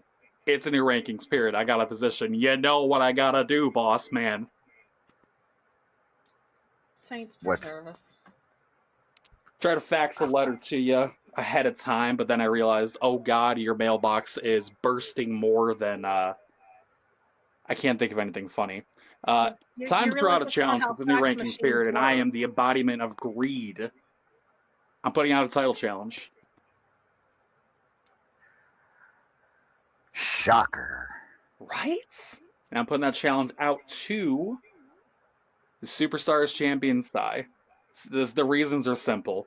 Great opponent, a title that I'm very close to tying a record for. I'm just here to fight her. She's a fun fight. Okay, so that's official. If Sai retains the Superstars title against Honey Apples tomorrow, then that is up to Sai whether she wants to accept that challenge or not. Fair enough? Yeah. Well, but before you go, Enigma. Oh, God. Well, since this person has arrived to talk about his match tomorrow against you, we might as well bring him on. Ladies and gentlemen, please welcome the Golden Dragon.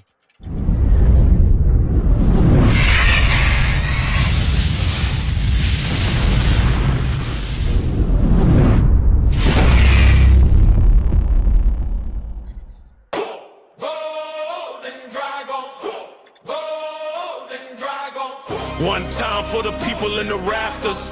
One time for the ones that they laughed at. Yeah. Walking down the ramp, gold scales on my back. Every step heavy like I'm dragging all the past. They said know your place. You a footnote kid, now the headline. Flaming my fist, I took every cheap shot. Every boo, every loss. Turned a doubt to a crown, made a throne from the cost. They built a glass ceiling, I turned it to sand. Now it's dust on my boots when I raise my hand. You feel that rumble? That's the tide getting loud. Every scar on my knuckles is a promise to the crowd. I'm the golden dragon, breaking every chain. From the nosebleeds down to the barricade, they chant my name. I hear golden dragon. I don't bow, I don't fall from the fire, from the struggle I was forged, sitting gold. Ladies and gentlemen, please welcome Kenta to the program. Kenta, good evening. Good evening, LA. Madame Maeve, Enigma, brother. Hello, Kenta. How's everybody doing? So, your opponent tomorrow is here, Extreme Enigma. Winner goes on to face STB for the national title at Tropical Aggression. Kenta, anything you have to say to Enigma? Brother man. I know that you put it on yourself that you want to retire if you don't win a title by the end of the year, but I don't fucking care, man.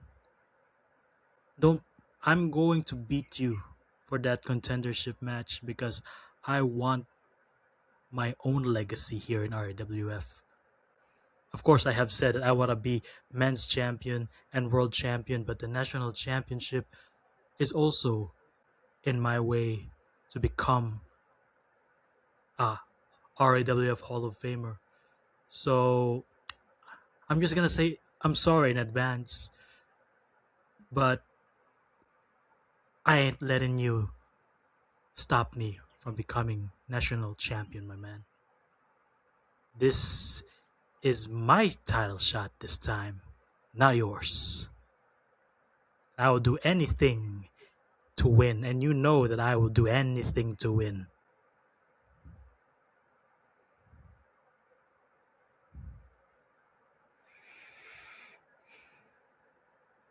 Well, Enigma, do you have a response? Yeah, I do got a response. Kenza, first off, great seeing you again. It's been a hot minute since we actually got to have a face-to-face, or me staring at my phone and you calling in from wherever you are, but besides the point. Conversation there. I've always admired you.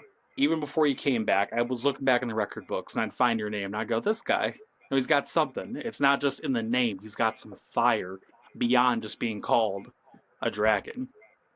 And you've gotten the gold since your return to prove that as well. Kenza, you're a brother I found in quick time. We met in the middle of that ring, behind the scenes. I was like, this guy gets it. This guy gets what it takes to be at the top. And you've been a little more successful than me in getting to that top, to that peak, to that precipice a couple times over here, just in 2026. But tomorrow, we step in the ring, we face each other. The brother thing goes away for a little bit. We're opponents.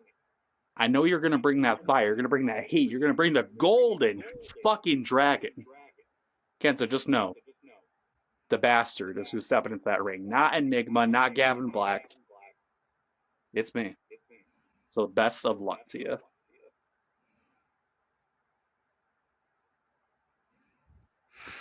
All right, these two will square off tomorrow for a shot at STB's national title at Tropical Aggression. And I like what I'm hearing from both of you tonight. Maeve, anything you'd like to ask Kenta? I mean, I'd like to see what either one of these says about my idea of peroxide on a pole match. I don't hate it. But how about a peroxide pomegranate star fuel on a pole match? Please tell me you're not to actually put in peroxide in the star fuel. Is it any worse than what goes into Midnight Hobo? I don't drink either, so folks, don't drink peroxide. That will kill you. You promise? This You drink enough, yeah, there's an LD50 on it. This has been a PSA from Maeve O'Hare. I'm here to help.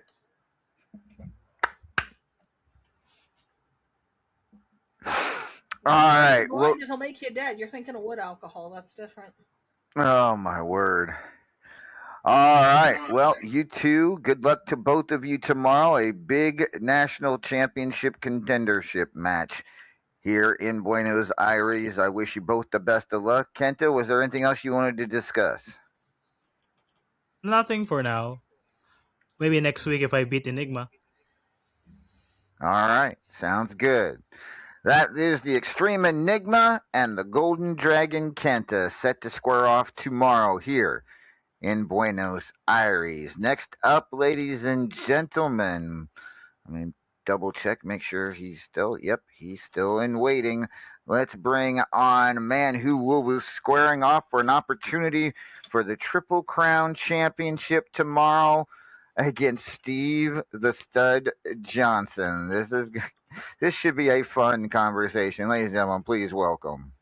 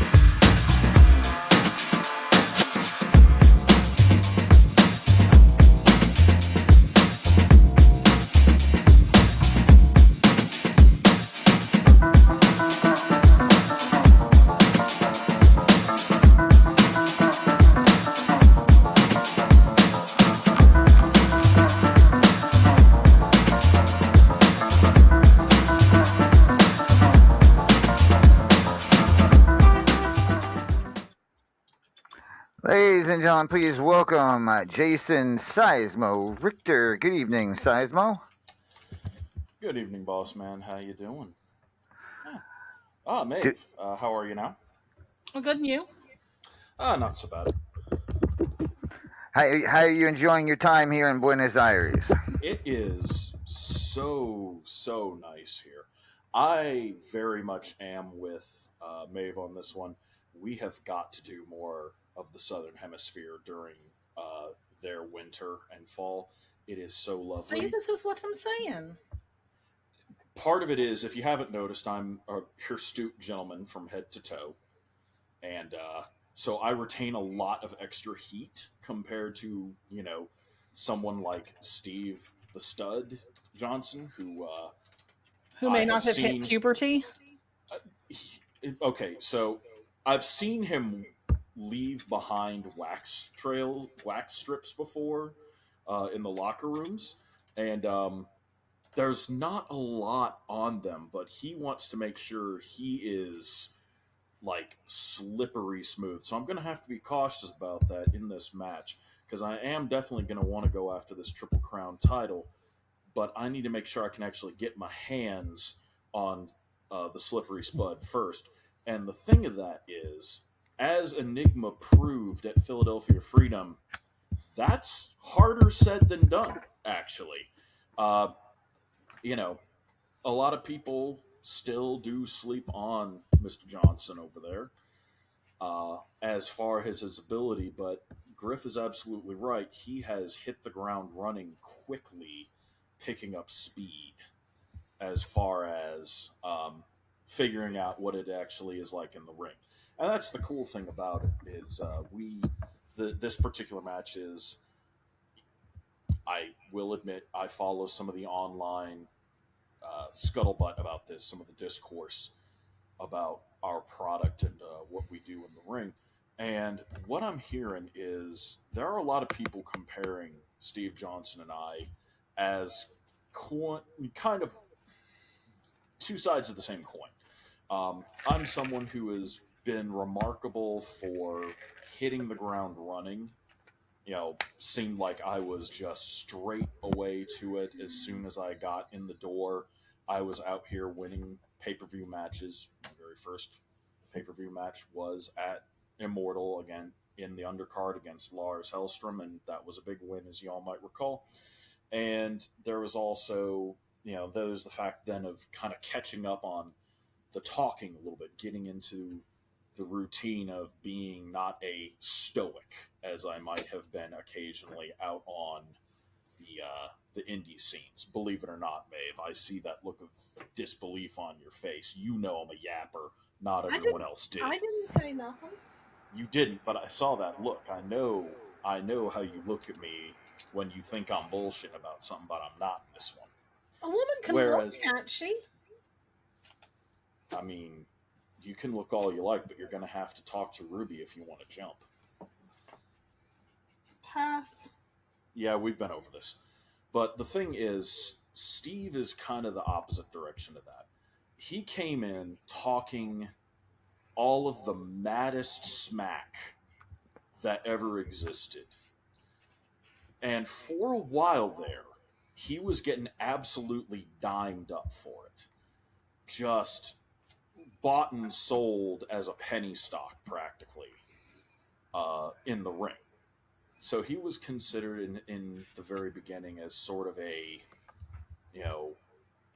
not much of a force in the future, because while he talked big and got under people's skin, he wasn't great in the ring. Well, here's the thing with that. He's not bad at all. He's actually pretty damn good in the ring, especially these days. He's going out there, and his idea of going out and facing some of the baddest, instigating against some of the baddest, has led to a decent return on investment where he is very clearly learning his lessons quickly and catching up to a lot of the baseline on style. Now, the difference is this. I've always been a style over substance guy, and you know I can, or other way around. I've always been a substance over style guy. I've always been about the ring action first, and then putting my words out there, putting myself out there. And you know that I've been putting myself out there since the beginning. So what does that say about my skill? What does that say about my ability? So I would say, at least on a very base level, on the ring game, the amateur game particularly, I'm leagues above most anybody who would step between the ropes, but particularly Steve Johnson. No offense, you're good. You got a hell of a superplex, especially.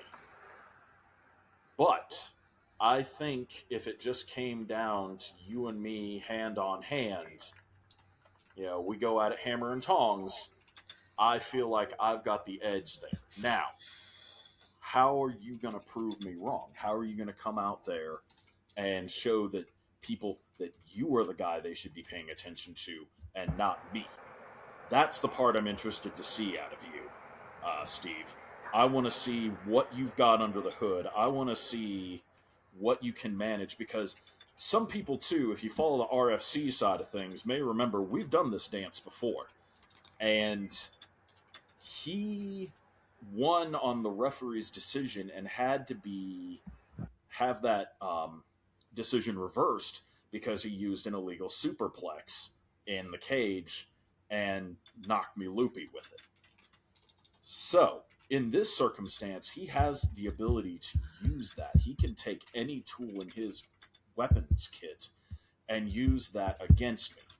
So that's the part I'm excited about. Is I want to see what he can do to prove me wrong. I want to see if he is as much of a stud as he states he is. And trust me when I say I've been studying my film. I know the superplex. I know the super kick. I know the super everything else, really. If you think I am not preparing for those, buddy, if you think you're going to sneak anything in on me, you got another thing coming, buddy.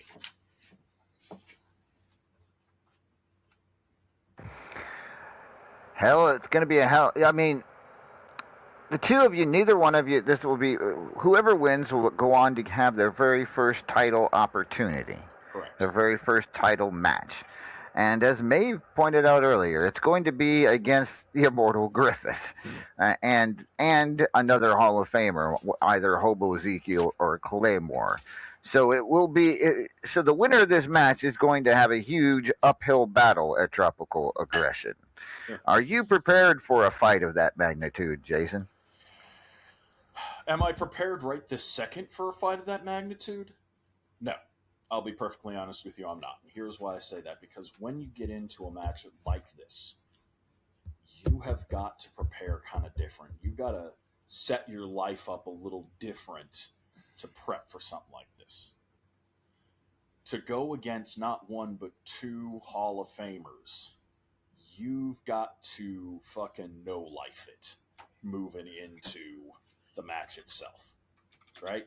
You have got to train different. You've got to eat different. You got to do everything a little bit different. You can't hesitate on it. You can't do deal. Yeah, as Chris Cage brings up in the chat as well, no matter who we're talking about, former world champions as well. People who have been at the absolute apex, the acme of this entire business, I would argue. And one of us, myself or Steve, has got to go in there and face that.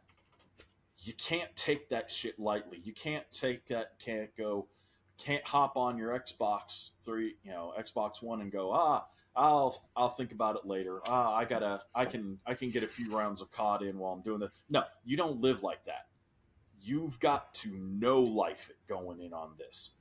You've got to get in and cook something different for yourself to face that.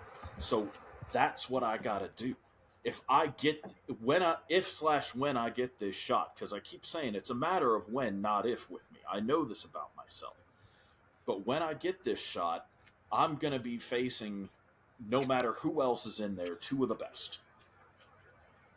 It's either going to be Griffith Davian, who I know from reputation and I know from demonstration is one of the baddest motherfuckers to lace up boots. Pure and simple. There's no getting around it. And as I said earlier, Steve knows this too, because his skull is well acclimated with what it feels like to have Griffith Davian play it like a frickin' bongo drum.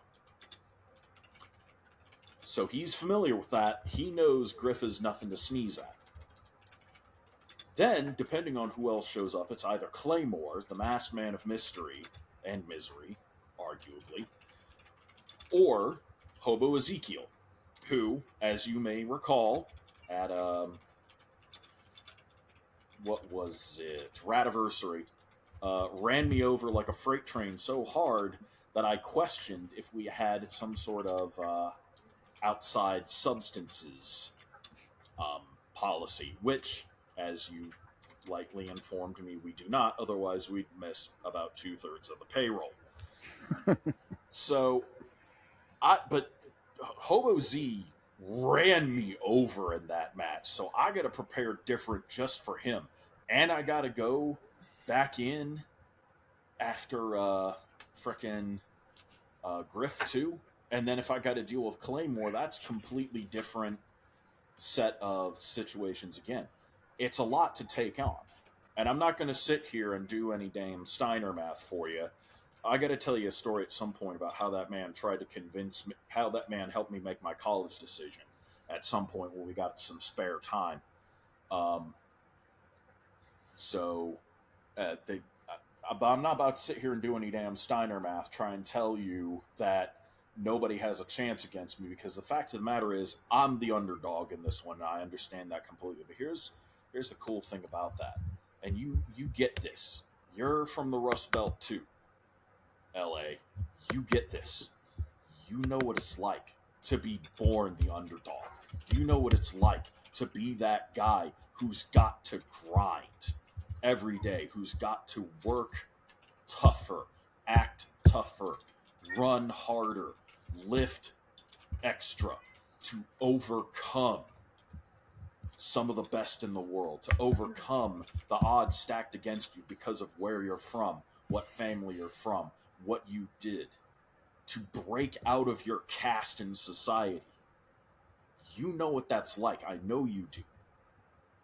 Cleveland and Detroit are different worlds entirely, and we don't get along on a lot of shit, but we agree on some shit. We know the way we are. And I can see it in your eyes, even through your shades. You know exactly what I'm talking about.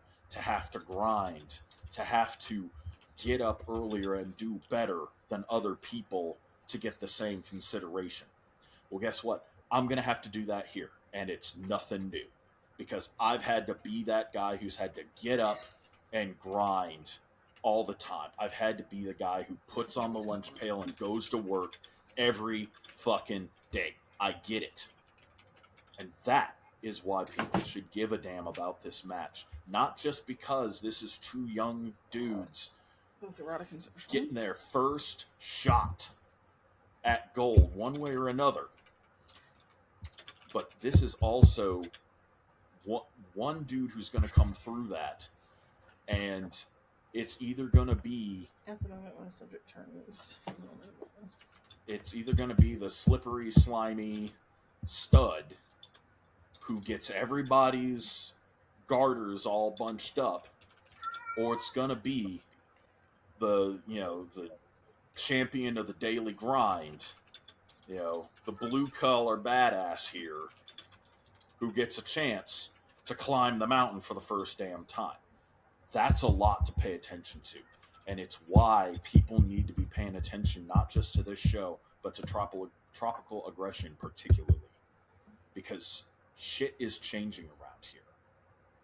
Every step we take, not just me, we take, is shaking up the universe around here, shaking up the ground, and it's starting to get people off their feet.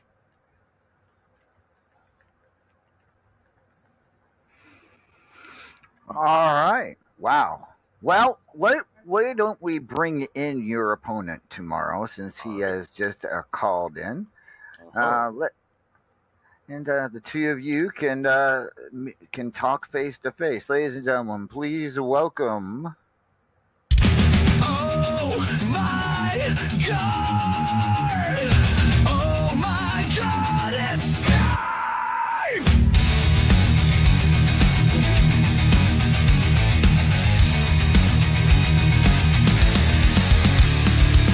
Walking down the aisle with my head held high. Best damn body, and I ain't gonna lie. Don't need a shirt, don't need your praise. Been looking this good for all my days. Spend my time in the gym getting that pump. Talk a little trash, call you a chump. You hate my guts, well that's alright. I'll flip you off and sleep tonight. I'm Stu Stein, the best you've ever seen. Built like a machine, and I'm looking mean. I'm Stu Stein. Everybody knows when the middle finger goes up, the disrespect grows.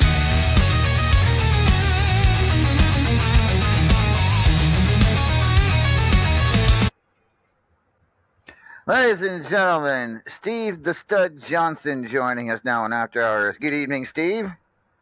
Good evening, everyone. Put that finger away. You don't flip off the boss. What the hell's wrong with Yes, I you? do. No, you I don't. flip off anybody I want. I think it's cramping is the problem. It's just stuck that way. But it feels so great, though. So, Steve, you find yourself in a position now where if you get a win tomorrow, you will be going on to Tropical Aggression for your very first opportunity at a title. Am I correct? You haven't had yes, any sir. And your opponent here for tomorrow is Jason Richter, who's here with us. But I want to hear. I want. You and Griff kind of have a history already, and you've only been in the company for a couple of months. And so I'm sure you would love to go to Tropical Aggression and face him, as well as whether it be Claymore or Hobo Ezekiel. So talk to me about that possibility.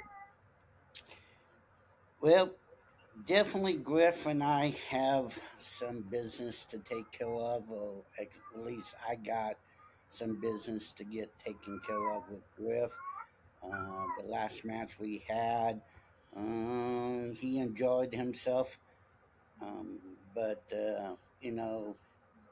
between Jason and myself for tomorrow, it's going to be one hell of a match. We have had a match or two together. I did get a win over him, which to me, a win is a win. So, the ref had to take it away because of an illegal move, but it's still a win. And I know both of us is going to bring our A game.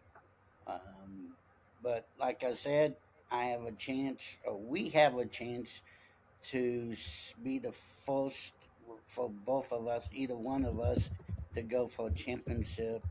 Um, I would love to go for the championship. I'm not going to lie about it, but it also going to be a payback time towards Griff. Wow. I have a feeling you're lucky he's not here tonight. He should be here because it doesn't matter to me. I'll flip him off. I'll tell him off. I does it get underneath his skin?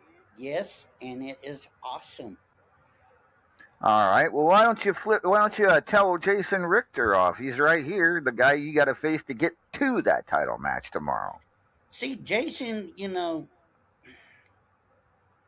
I don't know if I really want to tell Jason off, because like he said, we're even. Um, we kind of both been compared to each other. When he first came in, I was like, ah, that asshole, But the more I get to know him, I'm like, great guy. But Jason, like I said, tomorrow, you better bring your best stuff. We kind of know what each other has, but I've been improving. I've been using different stuff. So yeah, I think I can sneak in something, but and you ain't gonna know about it. And by the time it's all done and said, it's gonna be 1, 2, 3. I go on. Jason, do you have a retort? I love the confidence, Steve. I do. It's good stuff. And I would expect nothing less. I want you to try and surprise me with something. I want you to bring it because you're absolutely right. I'm going to be bringing all my best junk. I'm going to be bringing every last bit of what I've learned over the years in my admittedly shorter than many people's lives so far. I still have a massive, wide river of experience in a lot of different forms. And I feel like it's going to be real interesting to get in that ring with you when you have no restrictions, when you bring all your best. Now, I do want to make a caveat here. I recommend it to you to keep it clean. Okay? Let's go out there, have a good, solid ass match. I'm offering you my hand right here and now. We can shake here, we can shake in the ring, wherever you want to do. Let's have a good, clean match. But I will go ahead and let you be warned. If you come here to Buenos Aires, that's how you say it. Come here to Buenos Aires, and you try and pull some shit. You try and cut some corners against me. Neck on the rope, feet on the ropes, bullshit behind your back. Brother, you're not going to enjoy your time with me because I was already going to make certain that you had to work your ass off against me. But if you start trying to cut corners with me, trying to make things bullshit happen, make it a matter not of sport, but of survival to get to that point, brother, brother man, just don't fucking do that, okay? Don't walk that aisle because you don't got the boots for it. But if we can go out there and have ourselves a good ass match, just you and me, show these people what the future of RAWF is going to look like as people start retiring, as people start throttling down, what this place is going to look like in 5, 10 years, with us tearing the building down every time, then let's go out and make some fucking money. Let's go out and make some money and get some gold. You in? Well, I'm not much of when it comes to wrestling to have like a sportsmanship match. To me, that's like a um, boring ass thing. But we'll go out there and we'll do what it takes to win.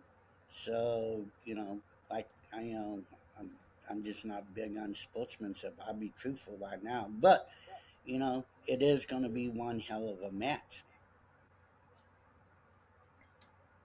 At least we agree on that. And I'll tell you this much for sure. If you don't want to shake my hand, that's fine. That tells me the quality of man you are. It tells me what you prioritize. But I will go ahead and warn you once again. You try and take a shortcut on me, you can sit there, flip me off, flip the fans off all you want. Again, got that nerve disorder, so it's all cramped up and you can't do much about it. I get it. It's stuck like an action figure like that. But if you start taking shortcuts with me, you're gonna end the night counting your teeth like so many fucking chiclets. You understand me, bro? I wouldn't take shortcuts. I mean, I'm still going to beat you. I mean, shortcuts. I mean, no shortcuts going to be needed, really. Oh, I love the confidence. I really All do. right. This is going to be fun. It does sound like it'll be a fun match tomorrow for the Triple Crown, for a shot at the Triple Crown Championship. Winner will go on to face the Immortal Griffith and either Claymore or Hobo Ezekiel at Tropical Aggression. Gentlemen, thank you for your time this evening. I appreciate it. And we will see which one of you walks away and goes on to Tropical Aggression. Thank you, gentlemen. Good luck. See you out there, stud. All right. Well, Maeve, I think that we're getting time to wind it down here. You have any final thoughts about anything that happened this evening, or about anything in RAWF in general you'd like to speak about? I'm excited for the contendership matches tomorrow. I obviously have my preferences as to how those are going to turn out. I'm excited to explore more of Buenos Aires. Give me a chance to brush up on my admittedly very feeble Spanish. I am enjoying myself immensely, and I think Seismo's right. I think we should do more Southern Hemisphere shows. All right, I will look into it for next year, or for maybe toward the end of the year. See if we can go back to Rio. No, I don't want to come back down here at the end of the year because it's going to be summer down here then. Wait, okay. So let me get this straight. You'd prefer we come down here in the summer and in Antarctica in the winter? It's always winter in Antarctica. Okay. I'll figure it out one way or another. Wait, Peru. Peru's a nice one. Peru. What other? We got Brazil. We've been to Rio. Brazil, Argentina, Chile, Bolivia, Uruguay, Paraguay, Suriname. Take your pick. I'm sure they've all got football arenas. All right. Well, at any rate, I think that's about it for this evening. Don't forget, folks, next week we will not have an RAWF After Hours or a Superstars. It's a free week off. I don't even think I'm going to do let me see if I don't even think I scheduled I don't even think I have to do a round robin this week. No round robin this week either. So, yeah. Seismo makes a good point. We don't have to do only South America. Have we ever done a show in South Africa? No, we really haven't. South Africa might be interesting to do. Well, I suppose. Have we done India? No, we're not going to India. All right. Their food gives me heartburn. At any rate. That's truly tragic. I love a good curry. All right. So don't forget, folks, off next week, but we will return in 2 weeks' time. And we'll be live from Puerto Rico then. And, of course, Tropical Aggression coming up in 5 weeks. We've got contender matches. Should be some good ones. We've got Blake Bradley versus Killa Neptune for World Heavy to see who will face the Teflon Sheik for the World Heavyweight Championship at Tropical Aggression. Lee Legend gets his first ever contender match. And by the way, I misspoke earlier when I said there was only 2. Lee Legend actually makes 3 people who have never been that were appearing in a final top 25 for the first time. And he made it at number 5. So you were up there. That was a debut, I tell you. But he takes on DW, who's no stranger to these matches. Of course, we've discussed at length the national title contendership match, Enigma and Kenta. Midnight Hobo, Miss B,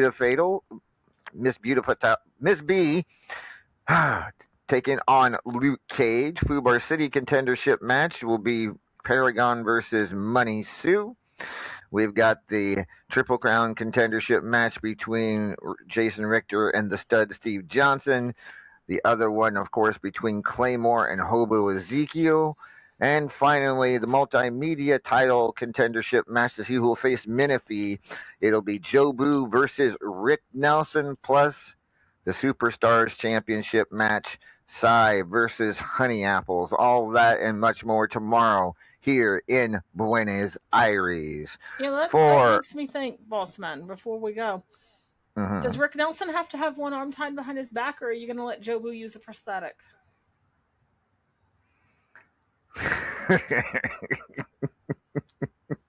You know,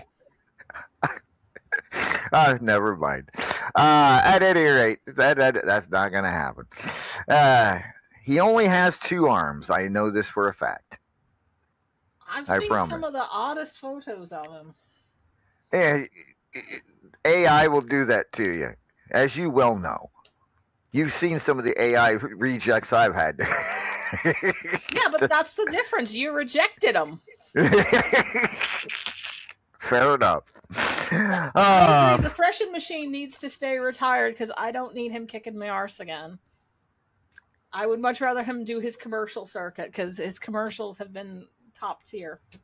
Yes, they have. Yes, they have. As a matter of fact, I'm waiting on him to record one for Well, you heard the man threshing machine. Go and record it. There you go. All right, folks. For the lovely Mabel Hare, I'm Lord Amadeus. This has been RAWF After Hours on the RAWF Radio Network. We will talk to you all in 2 weeks. Enjoy your weeks off. Good night, everybody. Good night, folks.